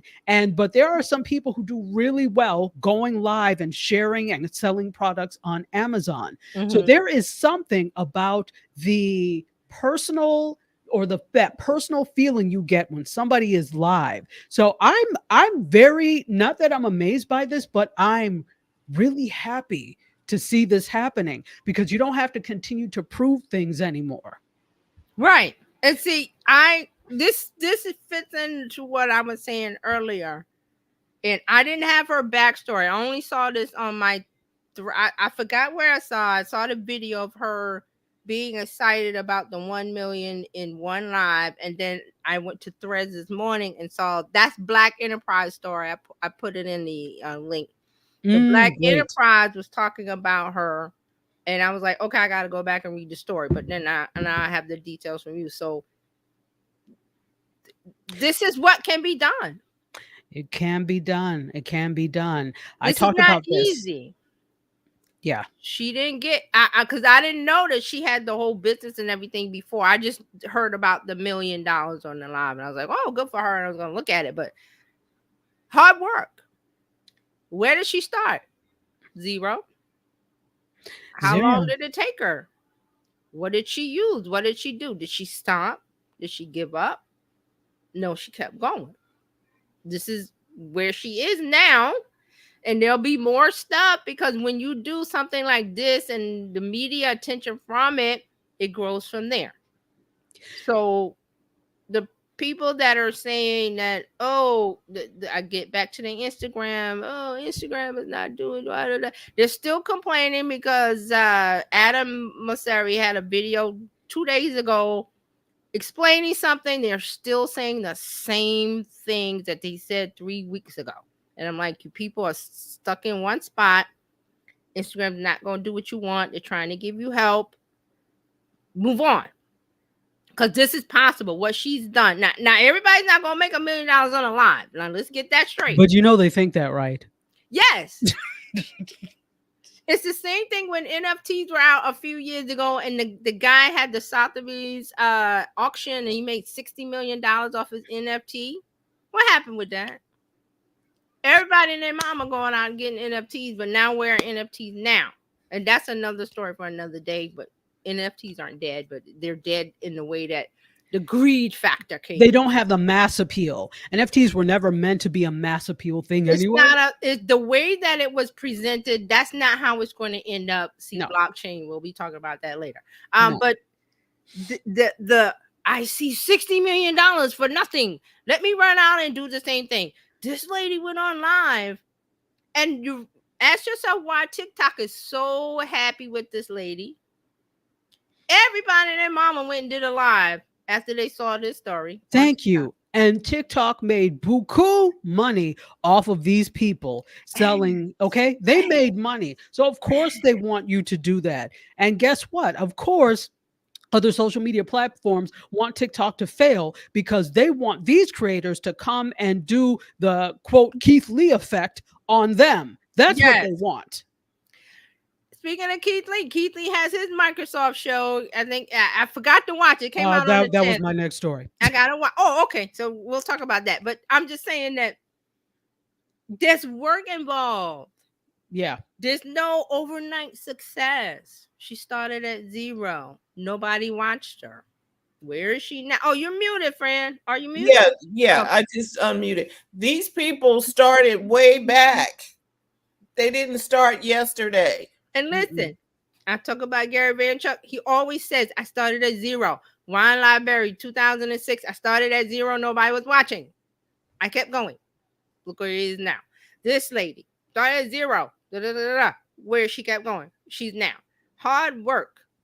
Getting the mule and the plow, the tractor or whatever, turning the earth over, planting the seeds, watching it, farming, gardening, whatever you want to call it. It has to be cultivated. Absolutely. And since we are on with the Biz Chicks, I think this also points to the fact of looking at what can you do that does not require your labor all the time. So she has where you have the residual income. So she has a salon. I'm assuming it's still open, but she has a salon, but that is dependent upon her kind of being hands-on, unless she really doesn't she's not behind the chair anymore, but that requires her to be in the salon hands-on, and you make money based off the number of heads that you can do. There is a limit to the number of heads you can do per day. Even if you have more than one location, there is a limit, but the amount of product you can sell is limitless. In fact, you're in New York. You remember, Miss Jessie's salon. Of course. Yeah. That's where I used to get my hair done. So I used to drive from DC to New York, get my hair done. I would drive back the same day. Was that stupid? Probably, but I would do that all the time. I understand completely because I had a lady that did my hair in Queens, and it took me like an hour and something but she did my hair. Right. Well, I would drive 4 hours to go and get my hair done. Right. No, I'm saying I understand the process of you pass like a million salons to go to the one that did, Exactly. But they know their stuff when it comes to textured hair. So I would go there. But the thing that ends up being the big thing for them, it's not the salon, even though, and they were charging outrageous prices even back then, because I started going to them like in 2000. Okay. So they were charging like prices when we're talking about a few $100s. That's what they were charging back then, and that was like 24 years ago. They were still, and they opened like in 1999, was it? I think. Okay. I think so. So they were charging those types of prices back then. So it was nothing for you to come out once you got your product and stuff with like a $400 bill. Right. So, I went to them because they were good. But the thing that really took off for them, of course, people went to the salon, but it was the product line. Yeah. That at first it was only being sold in their salon. Then they sold it at Sodafine in Brooklyn or whatever. Then it got to Ricky's. Yeah. And that's how I was able, once I moved down here. Target, right? It's everywhere. You could buy it Walmart, in Walgreens, CVS, Target, Amazon. Amazon. You could buy it from their website. So it is available in a number of different places. That's the thing. So they just have to make sure that they have inventory. And she's not worried about that. In fact, Miko, she actually splits her time from Brooklyn and down here. So she lives in Fort Lauderdale too. But it's interesting because she's made a lot of money now. She's on a lot of panels. She came to something I went to, and I was like, and I hadn't gone to her in a while. I was like, Miko, do you remember me? You used to do my hair. She said, are you the one that used to fly from Florida? I said, yeah, that was me. She remembered me, even though she's had lots of she will remember the one that came from another state. Right, exactly. So my point is that this also points to the fact of that if you have a service-based business that requires you to provide the service, that is very difficult to scale because you can scale it. get other stylists, but you also have to, pay those other stylists, or you're doing booth rent, and there's a then whole you're not. system you gotta That's a have in whole place. different You gotta have a business model. system. Model. Yeah. This is what you can control, the product side of it. So this is also a wake-up call to other stylists. And other people that have service-based businesses of what product that's a tandem can you sell, Yeah. even if it's a digital product. So I really was happy that I came across this story. So Yeah, really I loved quickly, yeah, absolutely. I'll tell you about the Keith Lee and then we'll go because we're like way over. But Keith Lee, as you were starting to tell us, actually has teamed up with Microsoft. And what they're doing is teaching Black restaurateurs about AI tools. And this is supposed to help increase business efficiency. What they found is that with restaurants, Black owned restaurants, 2/3 of Black owned businesses in general, but 2/3 of Black owned businesses had fewer than 10 employees. Now, if you don't have enough labor, that's going to affect not only your bottom line, but your ability to expand. Agreed. So you're not going to be able to expand, and that's a problem. So what they're trying to do is to teach these AI tools to Black restaurateurs to help fill in those gaps. Because remember, AI shouldn't replace, it should enhance. So you're going to be able to fill in those gaps using AI tools, which I think is amazing. And as you also mentioned, they have a show, and you could actually pick it up or look at it on YouTube. Excuse me, sorry. And it's why can't I find the name of the show? It's called The Heat. Reheat. The Reheat yes. with Keith Lee. Yes, the Reheat with Keith Lee. And in the Reheat, they're talking to some restaurant owners who have experienced the Keith Lee effect, right? So they're talking to them in there. So I think it's absolutely amazing. And Keith Lee has a great platform where he gives shine to restaurant owners. And he doesn't just do Black restaurant owners. He is wanting to see Black restaurant owners win. He does people, and that's the cool thing about it, that it's about people. But he does have a soft spot for Black restaurant owners, as they may not have the resources that many others do. So there you go, the Keith Lee effect continues. So I love his thing. With what he told Afrotech was he's just happy that his platform is able to be a blessing to so many people. Absolutely amazing. Every time I watch a Keith Lee video, I'm like, wow. And there's always people who really needed, the help or the push. The restaurant industry is difficult. Yes. It's hard. People think, oh, well, this person owns a restaurant. And I'm like, that person is probably broke because I don't know how I found Keith Lee.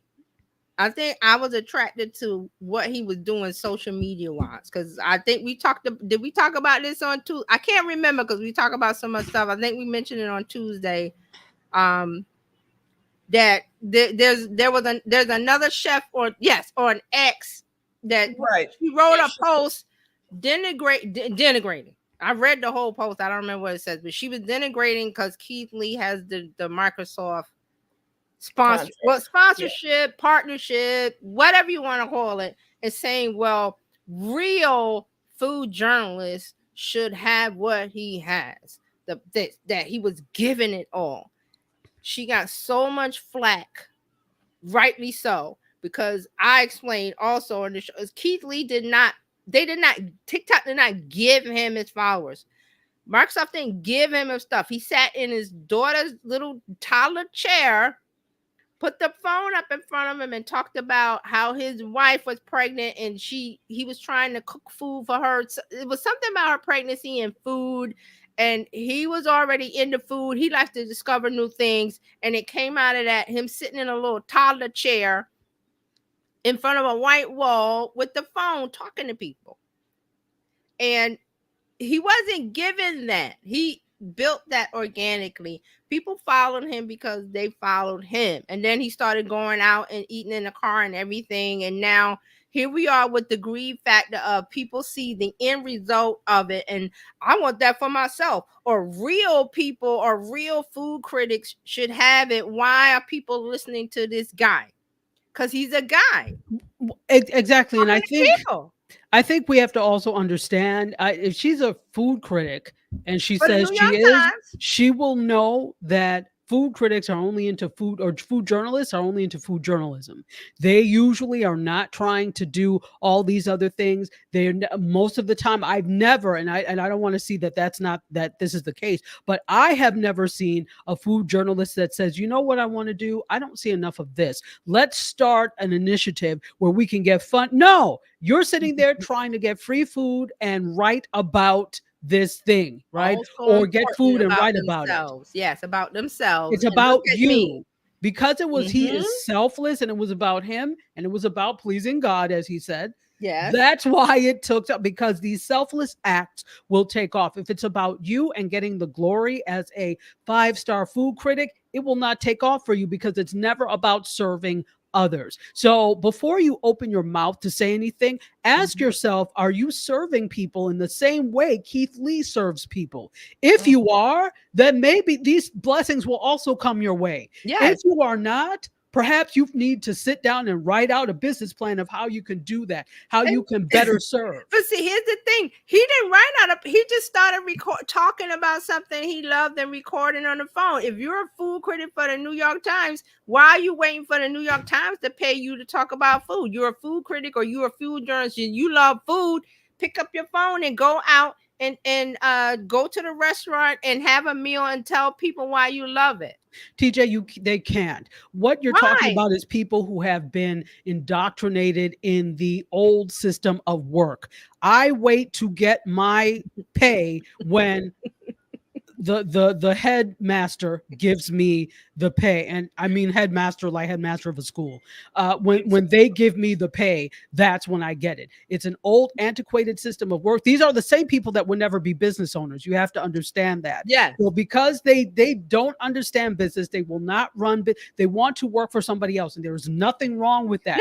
But then you cannot expect the spoils of a business owner if you don't want to do that. And honestly, when you do these types of things, that is business ownership. That is your brand as well. Keith Lee realizes and understands that he is a brand. As a brand, he has now teamed up. What have you done? He's a responsible person.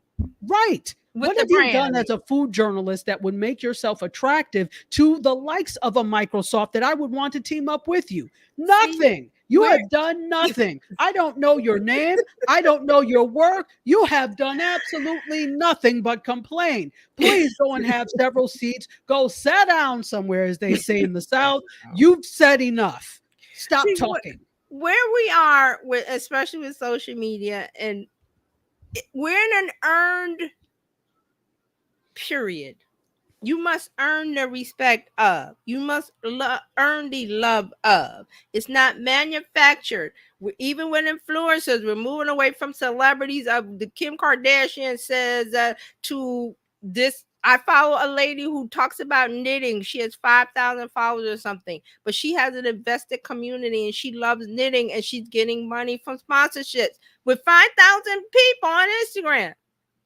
Because she talks about something she loves. Keith Lee talked about something he loves. He has the blessings of it because it comes freely from him because he's enjoying it. This person is mad. You could do the same thing, lady. You got the knowledge. You're a food critic for the New York Times. This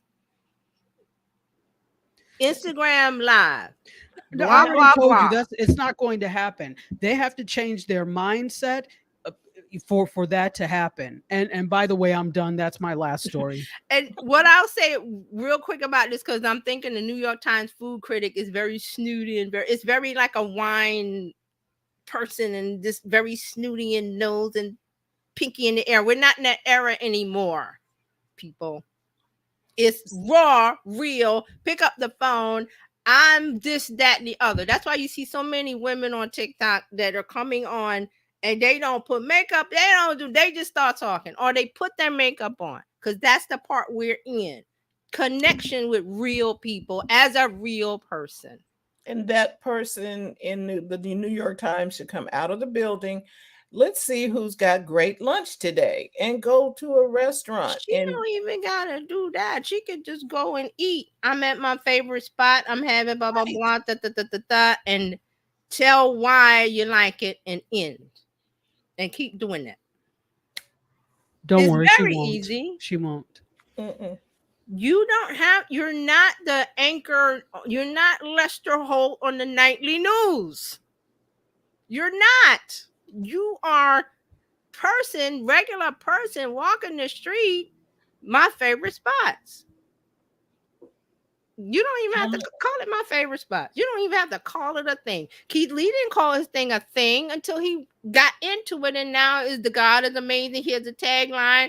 He has the family thing, and they sell T-shirts. He organically moved into that because it was his truth. That's all. Well, now. But to say that Keith Lee was given something makes me angry. He wasn't given anything. No. She might as well delete her account now. She muted the post and said she muted the post because she didn't like all the things that was said to her. Okay, Well, but you open your mouth and now you're getting retaliation from opening your mouth. You're gonna get You know what? Okay, let her whatever. live in her world of waiting for the snooty food critic from the she- New York it, Times. but she couldn't eat it. Okay. Okay. With Thank the you so much. chanterelle mushrooms and I don't know. No. Let me stop. Okay. I'm We're gonna done. Thank you all for tuning in to Tech Life Weekly. We always have live conversations here every Friday. We want to give you an opportunity to join the BizChicks community. You can do that by texting biz to 33777 or go to bizchicks.net. Whatever you do, we are here to help you take the hassle out of your hustle. And we will be back on Monday. Dr. Tachi, check her out on IndieSoupMedia.tv and Terry Johnson online everywhere at terryjohnsononline.com/info. And I want to say one thing about the Keith Lee, the food critic that was on. This is on X. Her tag name is Lil Boo Hag. LILBOO Hag. well, Hag is right. And her avatar picture is her with a finger up. So Okay, well. so if you want to Oh see my what it's about. gosh. Lil Boo Hag. And that's And it. she's the critic for the New York Not for Times. long. She's Sweet July. I think that's a magazine. New York Times and National Geographic plus more. U of SC alumna. University of Southern California. I US. would be like, don't claim us. People are probably going like, oh, University take of us South. off. I don't know what the SC could be. Southern California could be. South Is it Carolina. USC? No, she got U of SC. So it could be South Carolina. University. Oh, it could be. Because she's in North Carolina. She's in Charleston. So that's South Carolina. Okay, because that ain't USC. That ain't University of No, Southern she's in California. that's okay. Yeah. Okay, All right, she needs whatever. to stop. Whatever. Little blue egg. Bye. She needs to stop. All right. Okay. We'll see you next week. Thank you so much for tuning in. Looking forward to you all having a great week. It's halfway through the year. Let's put together some things that you've learned and implement it through AI or whatever. Use it. It's going to make your business better. We'll see you next week. Bye, everybody. Thanks. Bye-bye. Bye.